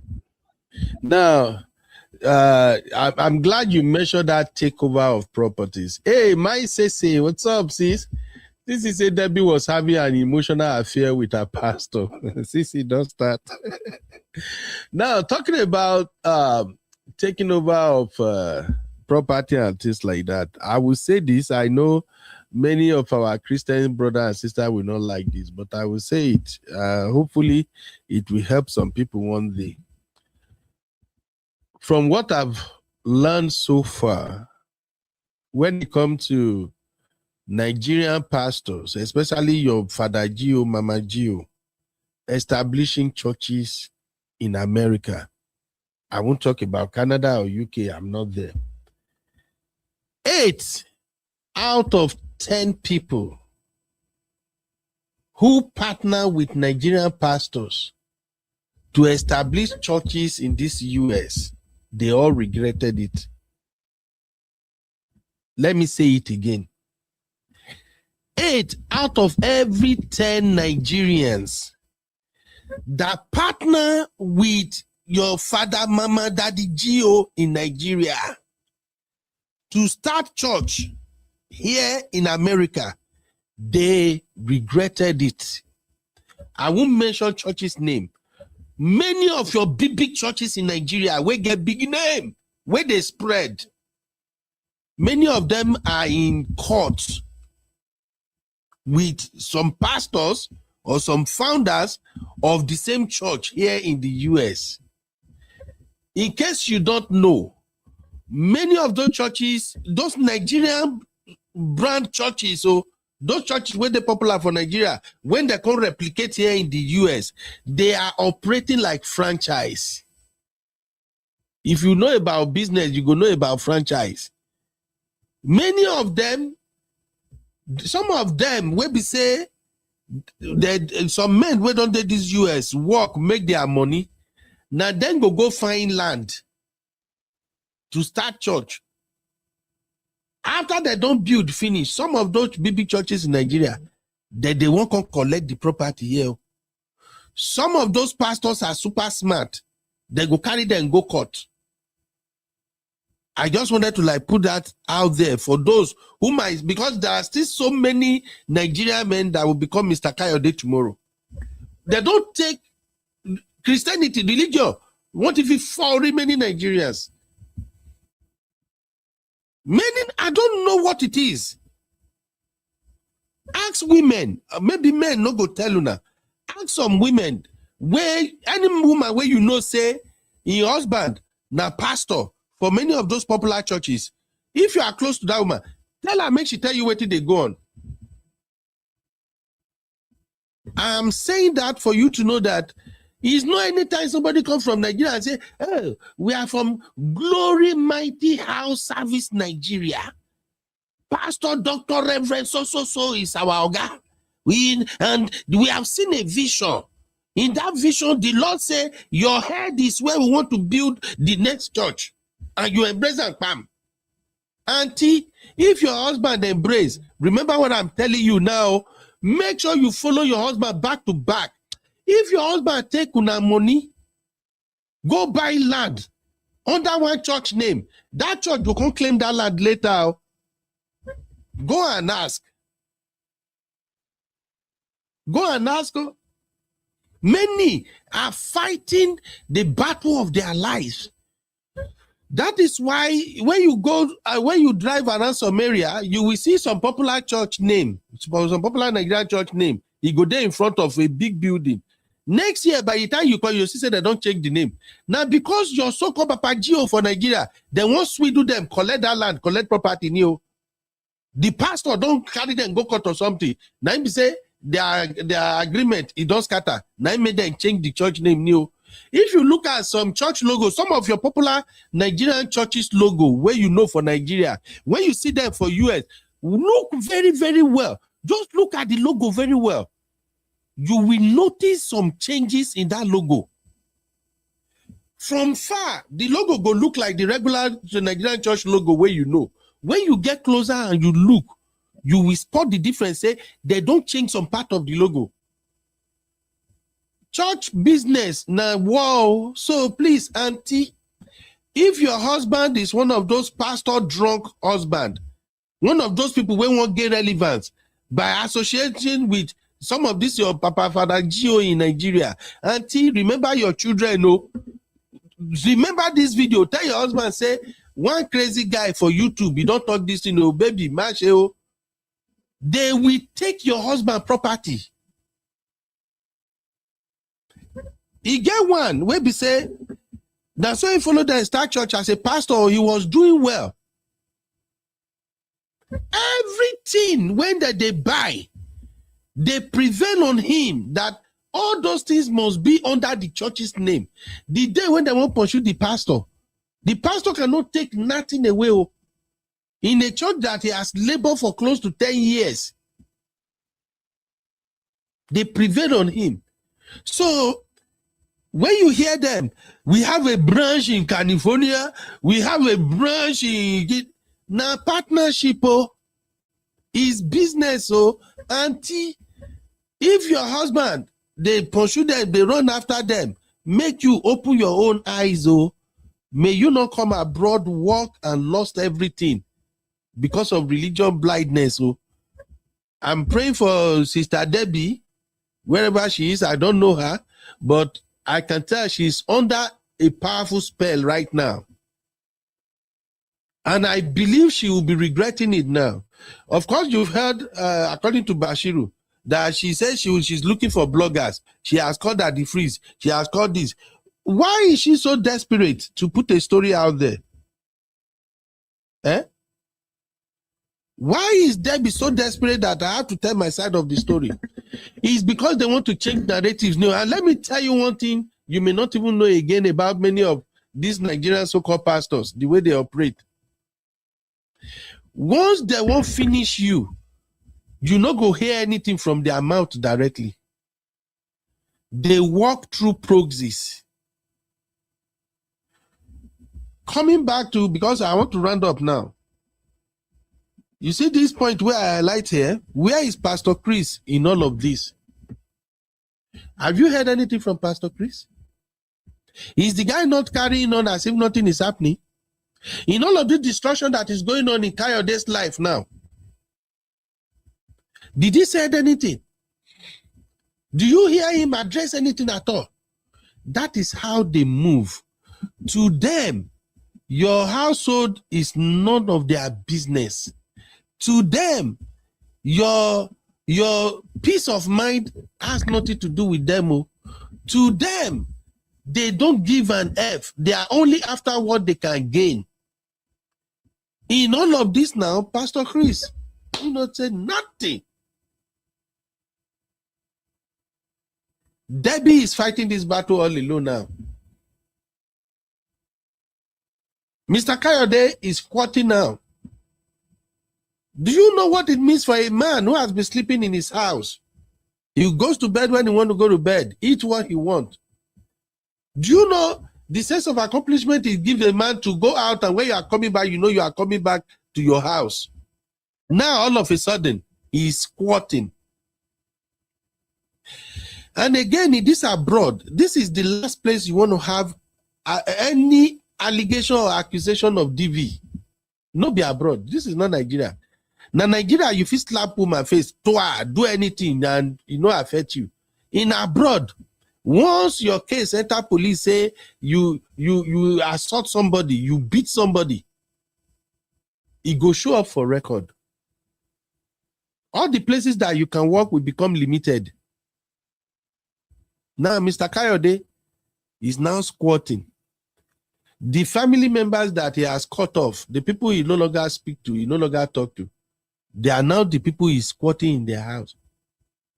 Process it. You guys process it a little bit. Even you as a woman, imagine the house where you they live now with comfort. Imagine say you can no longer live in that house. You now begin go to manage for somewhere. Why? Just because one Father Gio for Nigeria won't go establish church for Canada. To me, that's the bottom line of the whole thing. I don't know, maybe you are with me, Uncle Dayo, but that's how I see it. All of this can be avoided. It all started because one Father Gio went establish church for Canada. That is how exactly your day life was turned upside down. And one more thing, Uncle Beno, even with that, there's this element of greed in Kayode himself. That was why he was able to be drawn out so far into this scheme. Even for that element of greed in him, he will have long ago seen this coming and he will have cut off. But because that element of greed was right in him also, before he could realize it, it was almost too late. So that's why it has gone too far. It's a pity. It's a pity. Yeah. Now the children, I think Aduni says she saw one video where Mr. Kayode will back one of his baby and will be dancing with them.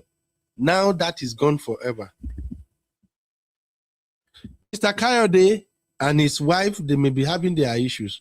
But in all the accounts given so far, nowhere the wife mentioned that Mr. Kayode was being nasty and wicked and aggressive or treating his children anyhow. Now, those children now, as they are growing up now, they will begin to grow up without a constant father figure in the house. Of course, you know where I stand when it comes to children, and how strong I've been advocating that no man should leave their children alone. It's because myself, I'm a dad. And I see the difference, the impact of my presence in the house. I see how long it goes with my children on a daily basis. I see how many times I have covered so many things that my wife don't have to worry about as far as my children are concerned. And it's not like maybe I'm doing it for my wife. It's because it's my responsibility. Just because I am present. All parent, all father, when they hear me now, they know what I'm talking about. When the father is in the house, every day, even he go to work, he go to everywhere, he still come back to the house. It has a lot of impact on the mental capacity of the children. No, do you know, for a father to be at home alone, make you not even do anything. Maybe he there upstairs. Children just there everywhere in the house doing their own thing. Do you know the sense of security he gives the children? Oh, daddy is at home. Do you know what it does to what it does to children to know that, oh, my daddy going to work, so in so hour my daddy will be back home? It comes with a lot of stuff. Now Bashiru and his Pastor Chris, they took all that away from the children. This thing is deeper than what we are looking at here.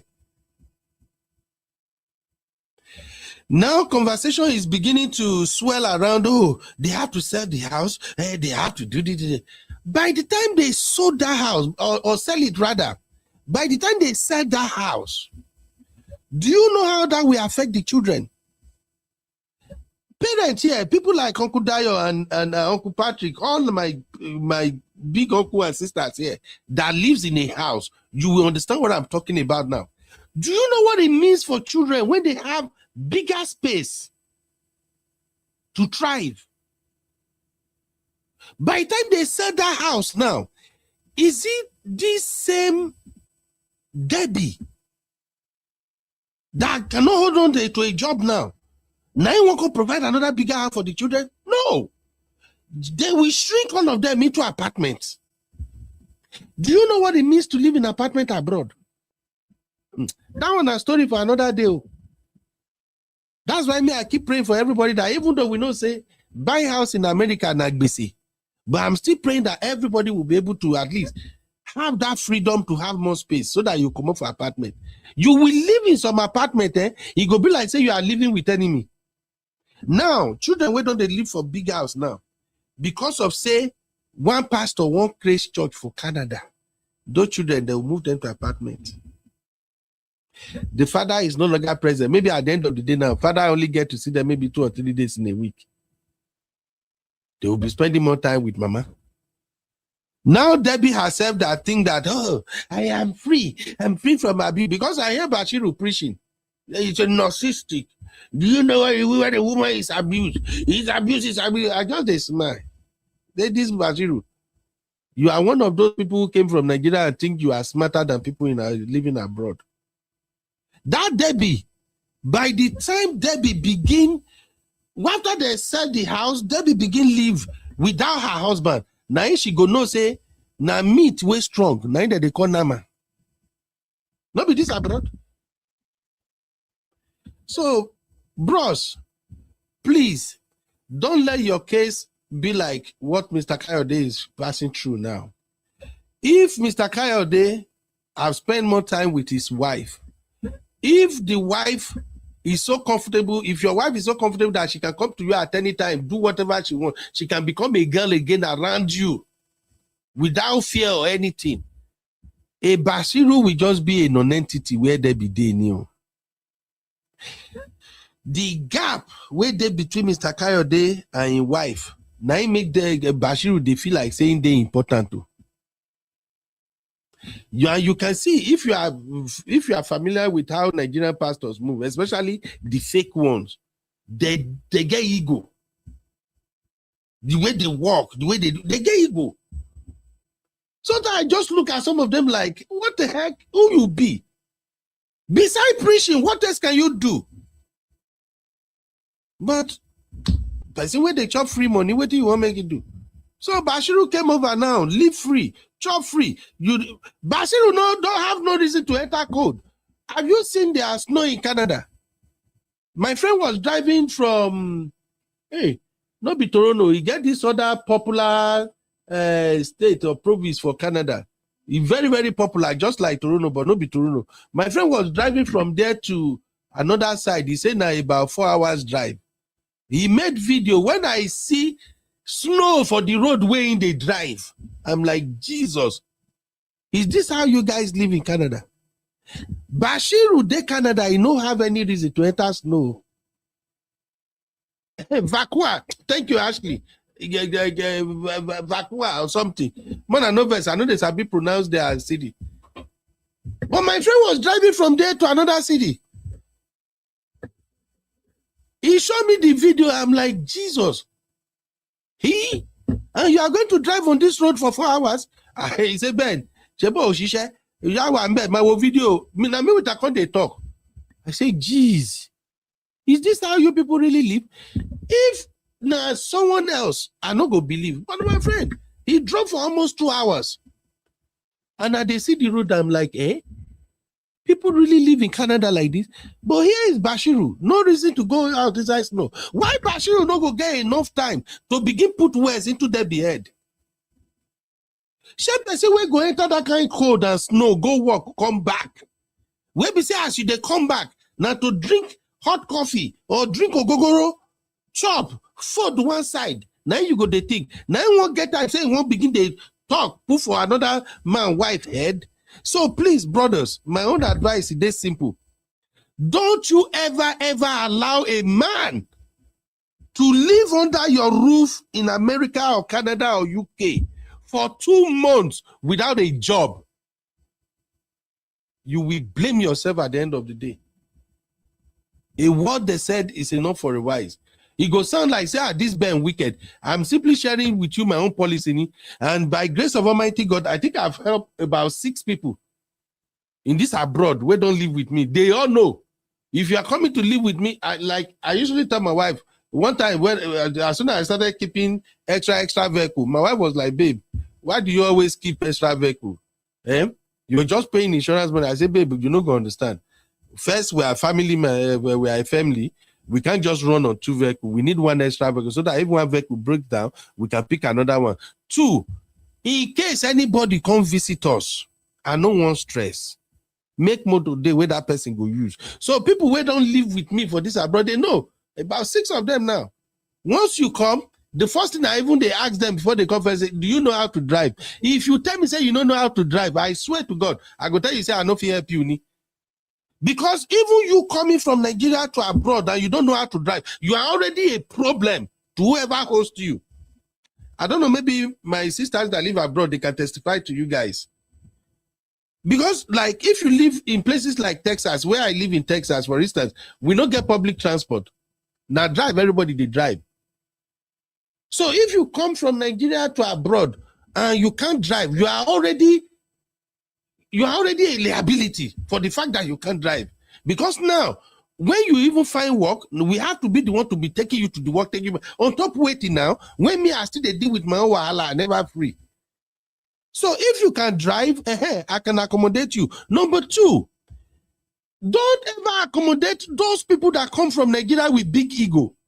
Some of them will come, they go begin select work. When I never say anything, no. Some of them go come. We all know how the parole they go. When you come, you know if you get better work. Now, many job you do. Some of them go come say, it's a plate known for. They are washing plate.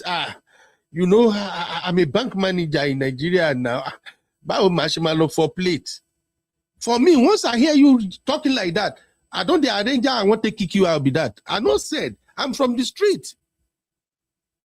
You not go add your wala, join my wala. And as you they come for me, I'm telling you now, you can use my own method. It works for me. All the guys that I have standing for, many of them are big boys now, and they know they take me play. And at the same condition, in fact, they will even say, Oga Ben, your method not the best. Once you come and they tell you, in this house, you only have 3 weeks of freedom. Within that 3 weeks, you go sleep, you go wake up, you go enjoy every goddamn thing. I will take you everywhere.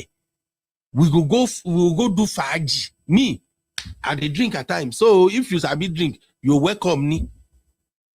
Within that 3 weeks, I go dey orientate you about the city, everything.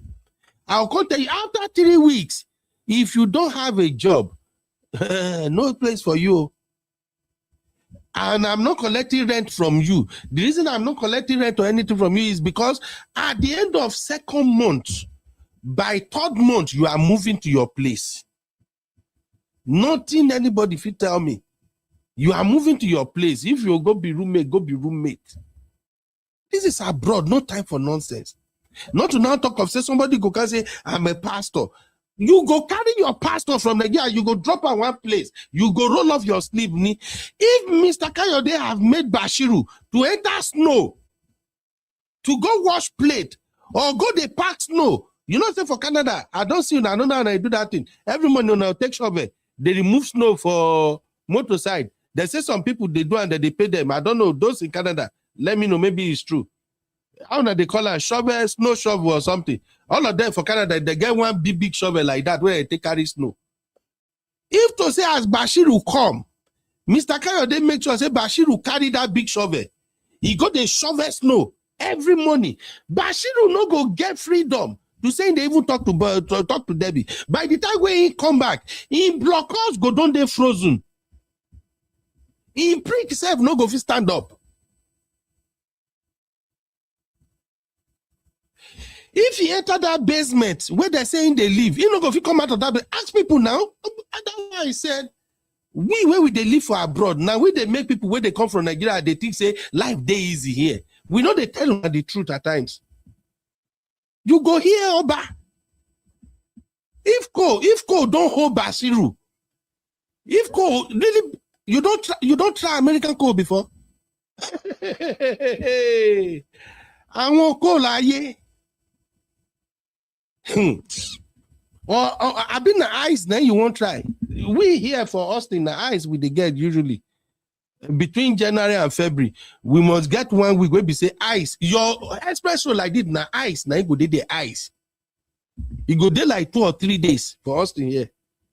So just imagine if as Bashiru come, Mr. Kayode stood his feet and said, wow, Benny, Chori pastor to Kokogbewa and no Kokogbele. Work day. You either go and work in factory or you work in farm. Ori Emakpe, he won't have time to be saying he's brainwashing Debbie. I don't know. Welcome back, Jare, my sister Sheon. What are your last thoughts, my sister? Not say, Okubi, you just the para. The thing just they pay me because of the pains and the things we go through here. I said something here yesterday. Ask your professor. See, as I did here, when I see our sisters, we be nurse practitioner, doctors, and they pray for them. You know why? They walk like tomorrow no day. Now this place I see say, even doctor go walk so tear. You go come begin the fear to become a doctor. Now this abroad, people where they abroad. Mona tell me if I'm lying. Nurse practitioner, they go walk.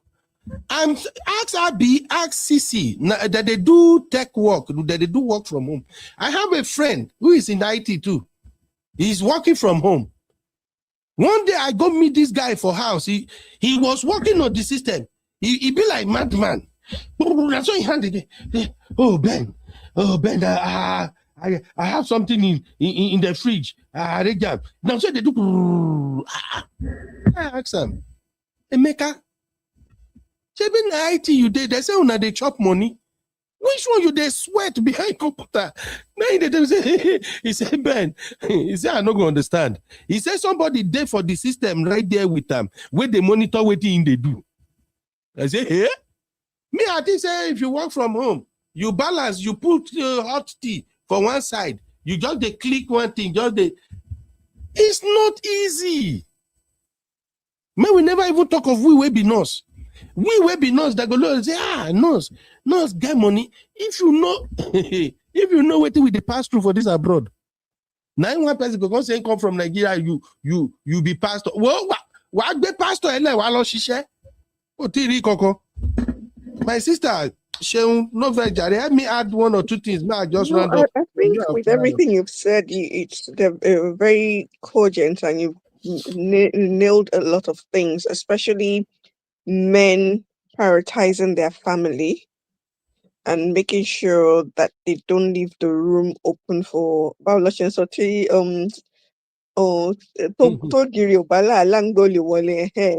leave cracks open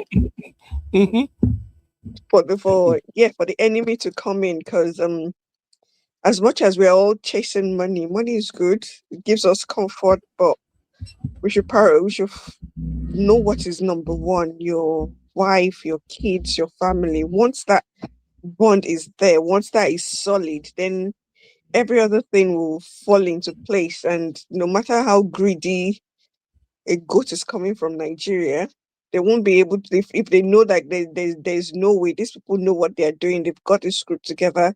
The wife is talking to the man is talking to the wife. They both know what they're not only talking based on it's not just about money. They have a true friendship. Then it's okay. Then obviously the kids growing up in that environment, because even right now the kids are already victims too. No matter how you say, the kids are already victim. There's uncle daddy, there's daddy. So that already it's a whole minefield for them, that when they grow up they will like, this is messed up. It's a messed up situation. Absolutely. So everybody ends up being a victim.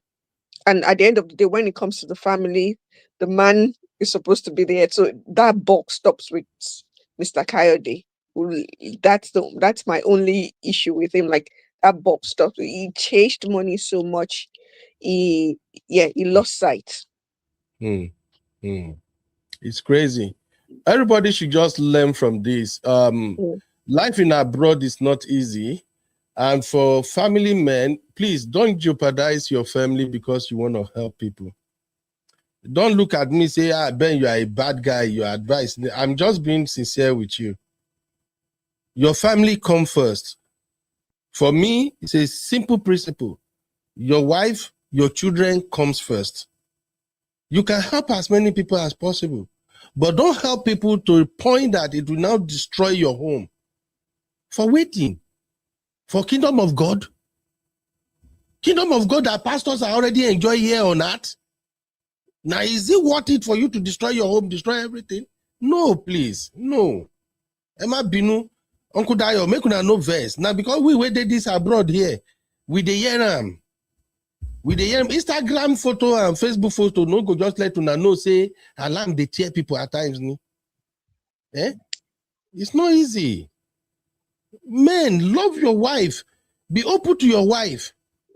You see the way Debbie, look at the picture now. Anytime you see Debbie picture with Bashiru, she's always smiling. She always looks so happy.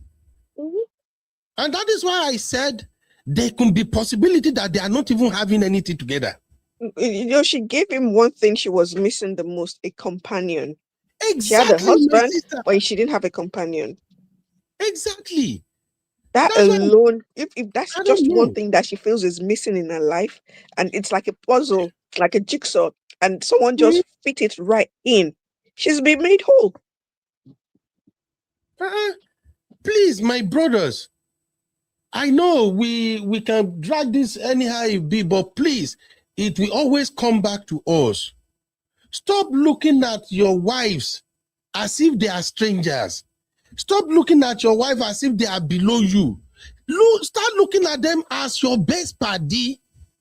From my small experience, being married for a while now, one of the things I've learned is that if women laugh well, every time they can laugh, they can smile, you no go to get problem.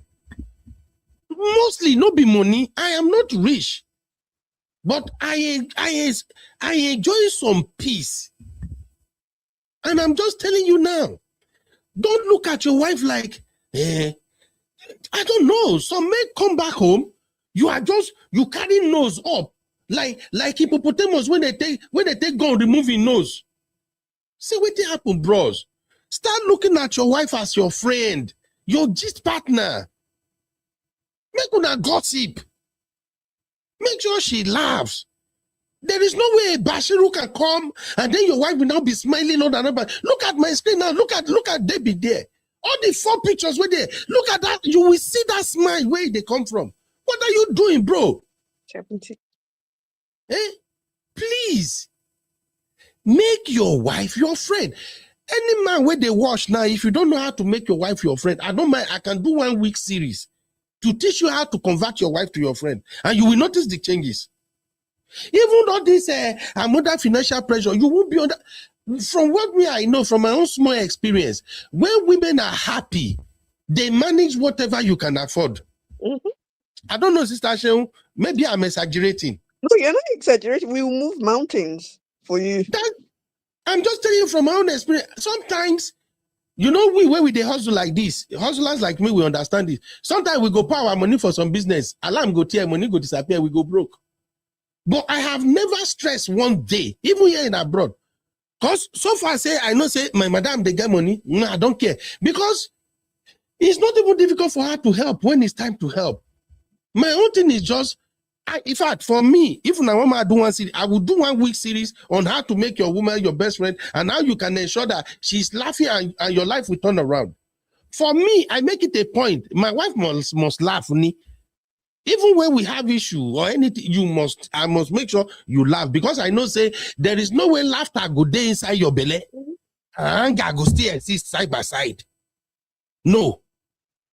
But the more important thing is allow your woman to talk to you. No, they assume say, what does she want to say? She has a lot to say, bro. Every now and then, ask your wife, babe, is everything okay? How am I doing as a man? I want you to rate me. Just turn out to joke. No, you're just easy.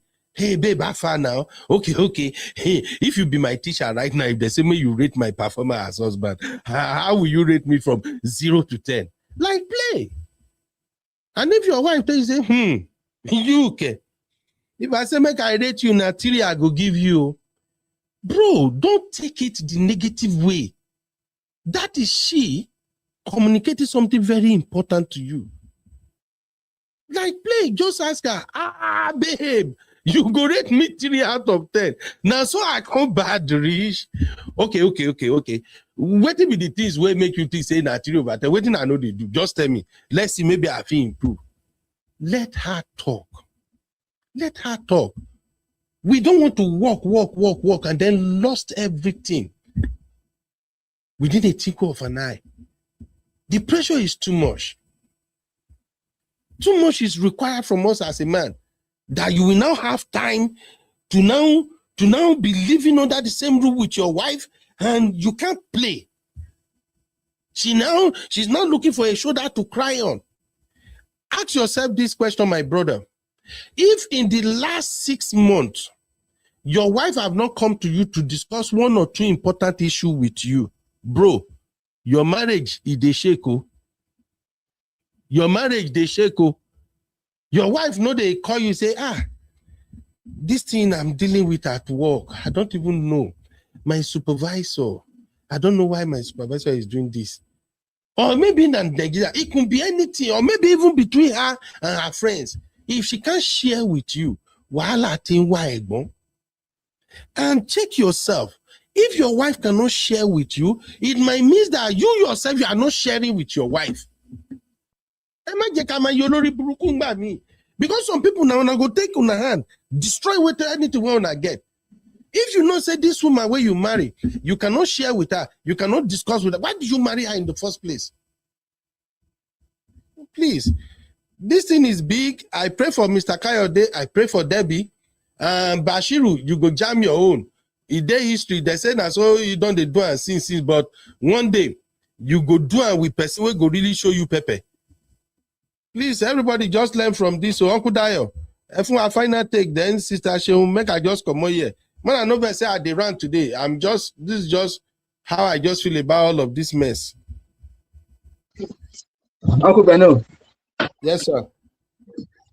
See, this issue, I think we have mentioned it before. You remember, sir, when we are doing high value men, when we are doing the high value men series, there was a day that we talked about one of the most important things that you as a man must do in your home is to always make your wife happy.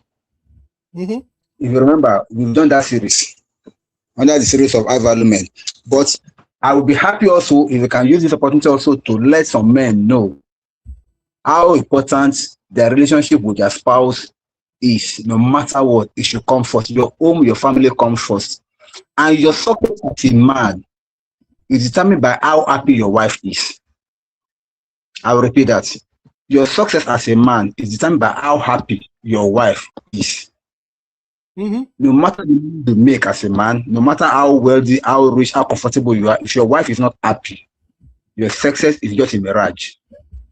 Because men don't seem to realize that, when God created men and said a man is not complete, that he's going to make an helpmeet for him, they don't know the value of having a woman by your side. And those of us that have got that secret and we are practicing it, we know how important our wife is in our lives. That's why no matter the storm that comes, we are able to withstand it. Because so far your wife is on your side, so far your wife is your sparring partner, so far your wife is your supporter, so far your wife is where she's supposed to be with you. Nothing can face that family that can sway you both. But many men today, they're just standing alone. Not because they're not married, but because somehow they just find themselves alone, even in a marriage. Mm-hmm. Married but single. Uncle Beno, please find time. Let's do that series, I beg. Some men, we need to say some things for some men to be able to learn so that marriages can be better. Because I could see a lot of things happening in the world today that's affecting a lot. That's why we are having so many broken marriages, because men have forgotten one of the most important things in their life as a man. And they are busy chasing shadows all over the place. But as final take, I will say that Mr. Kayode, I'm sure you may be hearing this. If you are hearing this, please, if you have an opportunity to retrace your step, you must have learned one or two lessons from all what you've been saying so far. Nobody is judging you, nobody is condemning you, but based on information available to us, we are just saying what we think is right and what we think is wrong. Because if a woman is happy with her husband, it will not be easy for any third party to be able to infiltrate that woman. It will not be easy. I'm not saying it's not possible, but it will not be easy. Because number one, if you are your wife's gist partner, if you are your wife's best friend, if you are your wife's this gossip follower, I can bet you, not even before any man can come around her, she will tell you first. And then both of you will have a common front. A woman feels comfortable with a man that she can relate to, not a man that judges her, not a man that condemns her, not a man that will say, shut up there, I'm the head. Yeah. But a man that will listen to her, encourage her, support her vision, support her dreams, make her happy, make her feel wanted, make her feel comfortable. Such a man, the wife will carry you as her king. And that type of woman that I know we have out there, but many men are not seeing that potential in their wife, so they miss it. Uncle Beno, a lot of things to unpack. Let me stop here, sir. Thank you very much, sir. Thank you, Uncle Dio. Thank you very much. Sister Sheo, your last word, please. No, I think to be honest, I think I've said everything I needed to say, right. and with everything the last speaker just said and everything you've said, I think we've all made meaningful contribution today. For me, the buck stops at the man in keeping the marriage. He should have done a better job, but they're all victims. The the person that I know is the main villain in the story is Bashiru and his pastor, Chris. Pastor Chris. Yeah. They're the devil that they open their doors to, because they, Right. out of everybody, they are the ones that knew what they wanted from the get-go. They had God their bless plan you. and they executed it. God bless you. God bless you. Eh? And actually, they are the one that really have something to gain out of all of this. Yeah. Both Kayode, his wife, they are just victims of circumstance. They just use them. They just use them. I feel so sorry for Mr. Kayode. Hopefully, God will help them resolve all of this. And anybody will know Debbie, may they tell Debbie, if they sell that house, before they even sell that house, may Debbie leave Bashiru now. Bashiru go collect that money for your hand. In case you don't know, there is something called... She can't hear anything now. I know. She just needs, if people that loves her around that, they should just like let her go somewhere for like let her be by herself. The guy is too much in her head. The guy Too no go much, leave her. and he The knows guy what he's won't doing. give It's her like space. the devil or a mosquito is so in her face that she's not able to even think for herself, because every minute is there. You know one thing I suspect, Sister Sheon? I think both when Auntie Aduni was playing her audio file and when Bashiru was on the call with Auntie Aduni, they are both together. Yeah. They are both together. It's like he's marking her closely. It's more like when you found when you found your prey. As a Bashiru will predator, not you leave her found your alone. prey. You have to mark it Yeah, to make she sure won't leave it her alone. doesn't escape. Bashiru won't leave her alone. No, right he now, won't. she's the lifeline of Bashiru over there in Canada. I've seen how Nigerian 419s operate. When Nigerian 419s are working on a target, they won't give that target British space. Yeah. Because they know if they give you British space, people will pull you out of whatever spell or whatever hold they have. So I just And feel then sorry there's for something that I even Deborah. learned lately. There are some cases that even his main wife will even know about the plan, but the wife will be willing to close her eyes to the fact that there's a potential of her coming abroad with her kids, and the woman they're trying to swindle is their ticket. Sister, she'll not go open this place, this thing where you want open. So I'm this box, terribly no go serious. open am o. I've Sister seen it. Shane, if you open that angle, we are not living here this night. So please don't open that Let angle. us I go. beg you. Please don't open that angle. Yes, I beg you. May we not I go spoil just said show there's for a our Niger people. possibility. Most wife for Nigeria, most wife where their husband travel like this, they are involved. The wife now, don't be surprised. Bashiru wife will be calling Debbie and be encouraging Debbie, praying for Debbie. Thank you Because for taking care of him. You know, Debbie mentioned it that Bashiru wife and her they now pray together. Yes. Anyway, this is where we're gonna end our show today. Thank you for hanging out with me, Sister Sheo. I really appreciate you and being a first-time caller and making a very good contribution. Here is your flowers, my sister. Thank you, Sister Sheo. Don't be a stranger. I don't know, maybe you have seen our show before. Here, we just I've seen look at so you. many. I think I got to know you from Obodoyibo. Then Oh, wow. And I watch that Momo 5 too, so I know everybody on the panel and things like that. So I've been a good listener, an ardent listener. Oh my God! Oh wow! Now if you say you go don't laugh me tire. I go don't make you vex tire too. Are you not mad at me at times when I'm doing my coconut head? Yeah, I get frustrated. I know it. Don't worry, my sister. All my sisters know me. I'm just cashing cruise. Thank you very much for coming in. God bless you, my lovely You're sister. welcome. Yeah, Uncle Dio. We go catch up, Jari, Uncle Dio. Thank you very much for being here to Uncle Dio. Everybody, thank you. No worries, sir. Thank you, sir. Good night. Let's continue to pray for Debbie and Mr. Kayode. Definitely, they need it. they are just victim of circumstance in all of this. If this is a Doris or Gala or something, I won't even bother. I know say they be same, but I just feel sorry for Debbie. I feel sorry for the husband. 3-4 months ago, nobody knows them. Now we get to know them, and it's not looking good. So please, let's keep them in our prayer. I do believe that God can restore this marriage. God can restore them. If Bashiru can just be taken out of the equation. And there's a reason it all got exposed now, because I'm sure this is not the first, because they've tried all this tactic with other people too. So there's a reason this one got exposed. This is not their first rodeo. You would have used another pastor to do it in different other countries too. Yeah. My sister Deval say, why do men get married then neglect their wives? My sister, there are so many reasons. But no, I think most of the time they just lose sight and thinking she will always be there, so they forget. Sometimes, Sister Sheon, maybe I need to fight you small now before I let you go. I wanted to show you one video. Hey, I don't see the video again.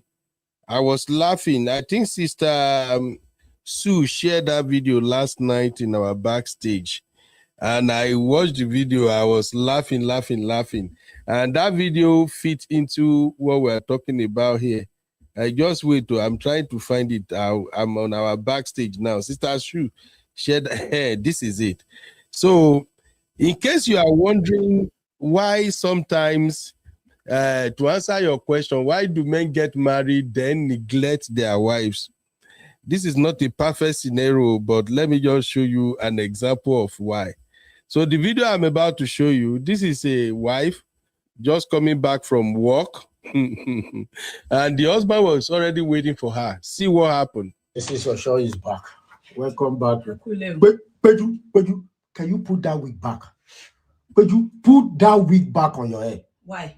Peju, put that wig back. Why is it that anytime, as soon as you get home, right from the entrance, you are removing the wig? Why? Why do I? Peju, gbé wig yẹn padà sórí. Ṣé èmi ló sọ pé kí n máa rí irun tó ti ṣe 2 years ago? Me too, I want to see you with that wig. Why? Are you dressing for people outside? Yes, I am. So you don't need to look beautiful for me. I'm beautiful like this. Peju, tó bá mọ̀ pé you are beautiful like this, then start going to work like this. Oh God. Peju, you need to start. If you put that wig on, I don't want to. Peju, you need to. Otherwise, I will pack all your wig. Emotional bullying. Bully kọ́ ni, tó bá fẹ́ pè ní bully, wàá máa lọ bí iṣẹ́ báyẹn. Right from the entrance, you on gbé wig kúrò. Why tó láti gbé wig yẹn kúrò? I'm asking you, why tó láti remove wig yẹn? Put a wig on since morning, and I will get home. I'm already having headache with the wig. Peju, having headache, but you man saying here all the time. Right from the entrance, you are removing the wig. You are put that wig. This is what is showing you Latin. You are meant to accept me the way I am. Let the outsider accept you the way you are. Thank you. But in a 1 week here, then from tomorrow I will pack all your wig. We'll follow. Let me be doing my natural hair. Magbelobe. Put that wig on. I'm not going to put it on. I have egg already. I'm not feeling good. So you prefer to look beautiful for people outside, Abi? And one outside that love look beautiful. Wig yes, sorry said. Outside. Outside that love look beautiful, but you prefer to look on. And you know, family wig here, Kiara, me move, wow, Peju, can you put that wig on? I'll go back. Go back. Tomato, go back. Give me that. No, I put me in the wig here. I will lock you outside. Give me that wig. Peju, put that wig on. This is. So, Sister Sheon and my sister, the vows. This is one of the reasons why men neglect their wives. You people are fond of removing your wig when you come back from work. But there was something you said, was it yesterday or another day? Oh, yeah, not too long ago, about men will never understand how women are, like, feel towards some things, and women will never understand what it is because you don't know what it is to have that thing on your head for hours. Sister Shehu, don't defend this sister. No, I will. But basically, we just want you to look beautiful for us because men, we go through this a lot. You ladies will look so beautiful when you are going out, everything okay, body go set, looking sexy. But as soon as you come back like this, wig, VI, shoe, foy, everything, then now we are looking at, is this the woman I saw going to work this morning? We are home now, want to be free. We want to take the weight of the world out of off our head and on our shoulder and be ourselves. See, Benedicta, don't even try to defend this one too self. Benedicta said that is for people who wear wig. Women just have all kinds of way that you make men lose sight of what is before us. But when we no go there, I won't start another conversation like Uncle Dayo said. They do so many things where they make us forget, say women, they house. Sometimes make una wear, what be that pants where they get rope? That rope when they say call pants. Lingerie, lingeries or whatever they call it. Sometimes when they work out for house, may we just look at you. Lingerie, when may you just the work out, may we just they see you, they go, they come. When there are kids in the house, even when the kids are sleeping, you're already tired. When the kids go to school, just wear that, just be walking up and down. Just they go up and down, up are and you down. Not work when the kids are in school? Not everybody has a shift work. Any day we are in the house together. You see, Sister Shehu, as men, we have our own imagination too. Honestly, I can't tell you how many times you think women don't have just it? go and sneak. But we are always willing to accept like, you guys the way you are, but you're not dressing up. Sister Shehu, you they hear me? Because you don't have to make so much effort. It's a whole parade that we have to do to get to a particular point. How many hours do they do the makeup and everything? Sister Shehu, you want to defend your gender? I will on this one because this is me. Really? You put your wig as soon as you come back home? Sister Shehu Abagja. Now, Uncle Beno, can you see now? Can you see why I don't want us to go into this issue? Because 95% of women are guilty of this. They look beautiful outside, and inside they don't care how they even appear before their men. It's not good though. Now look at this funny thing, Uncle Beno.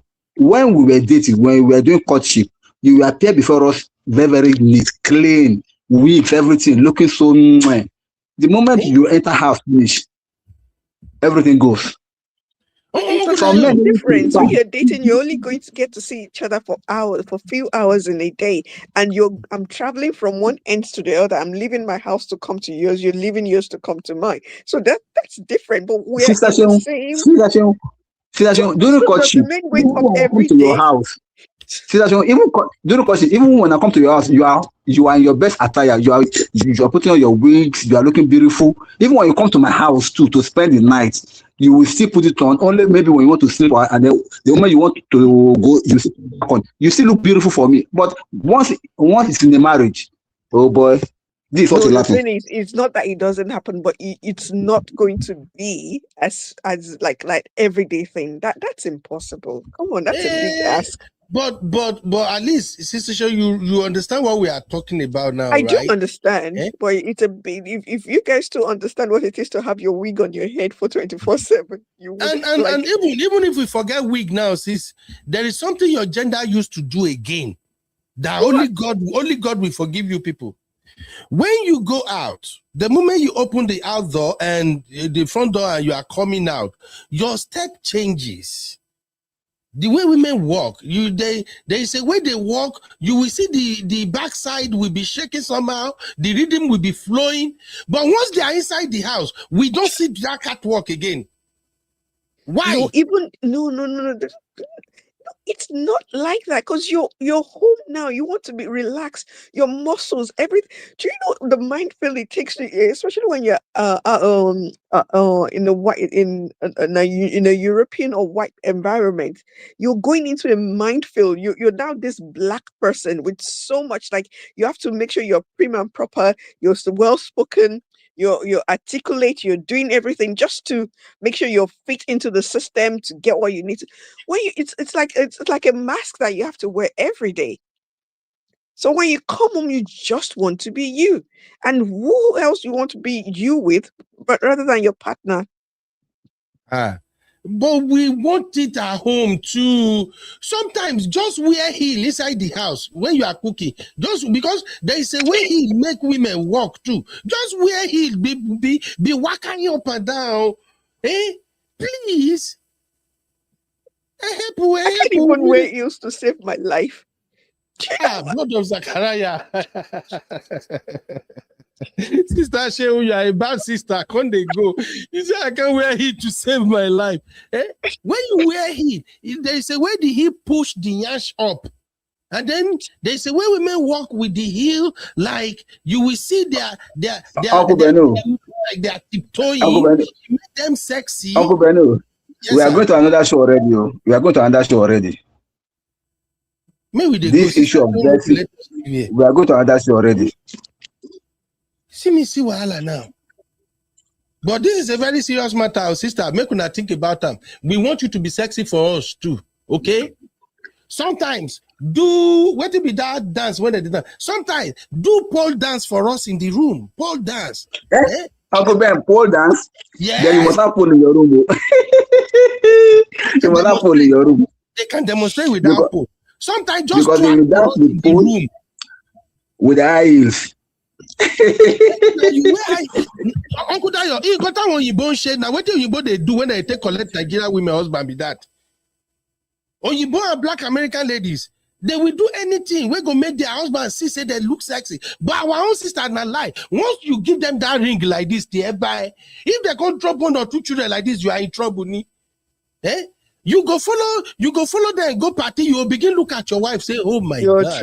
you're She's losing so beautiful. focus. Which one? What is more essential? A woman that has your back in everything, and once in a while they just want to be themselves. We still want Which that one? nastiness. You have to What we choose are your saying struggle.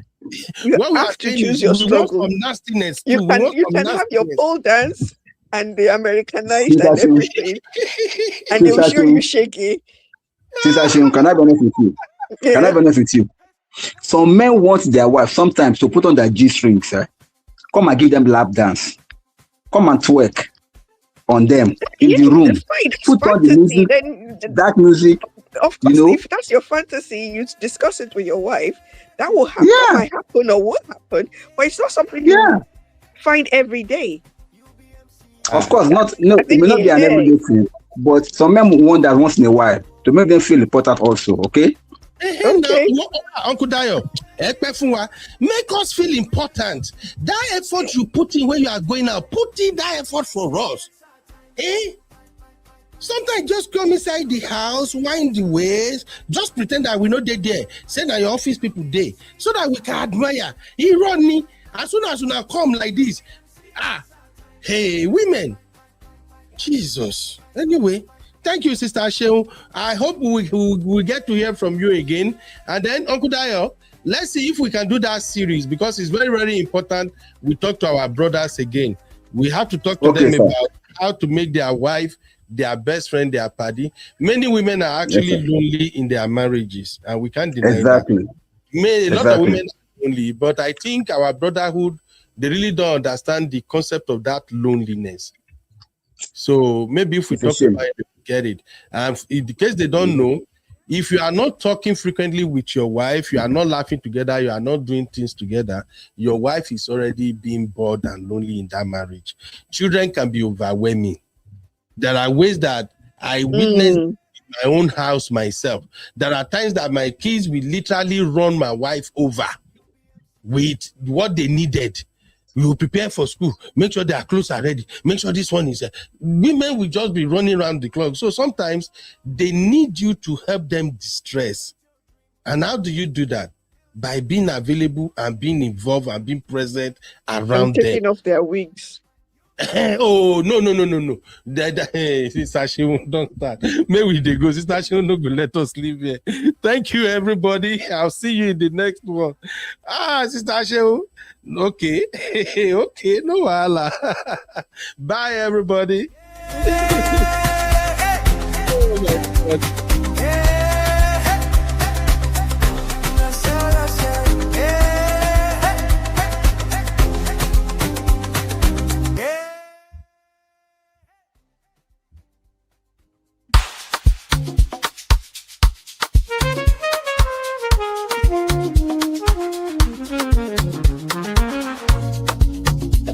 yeah, yeah. You be in the building.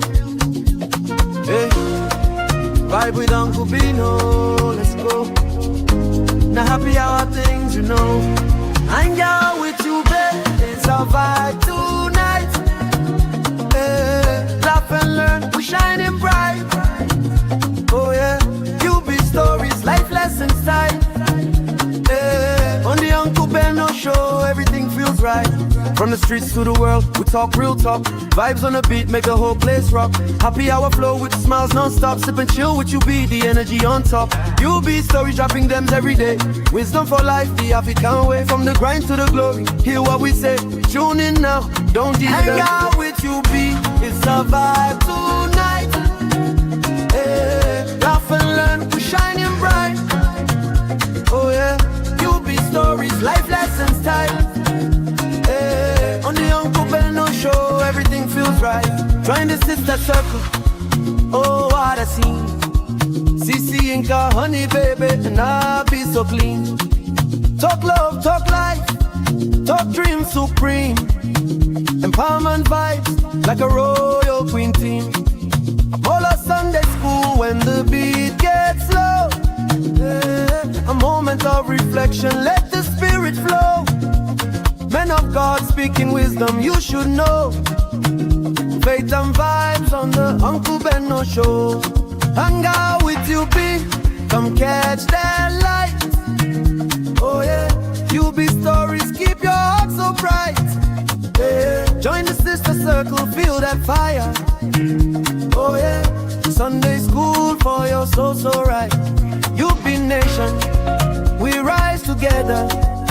Love and vibe forever. Uncle Benno show. Yeah, we outside.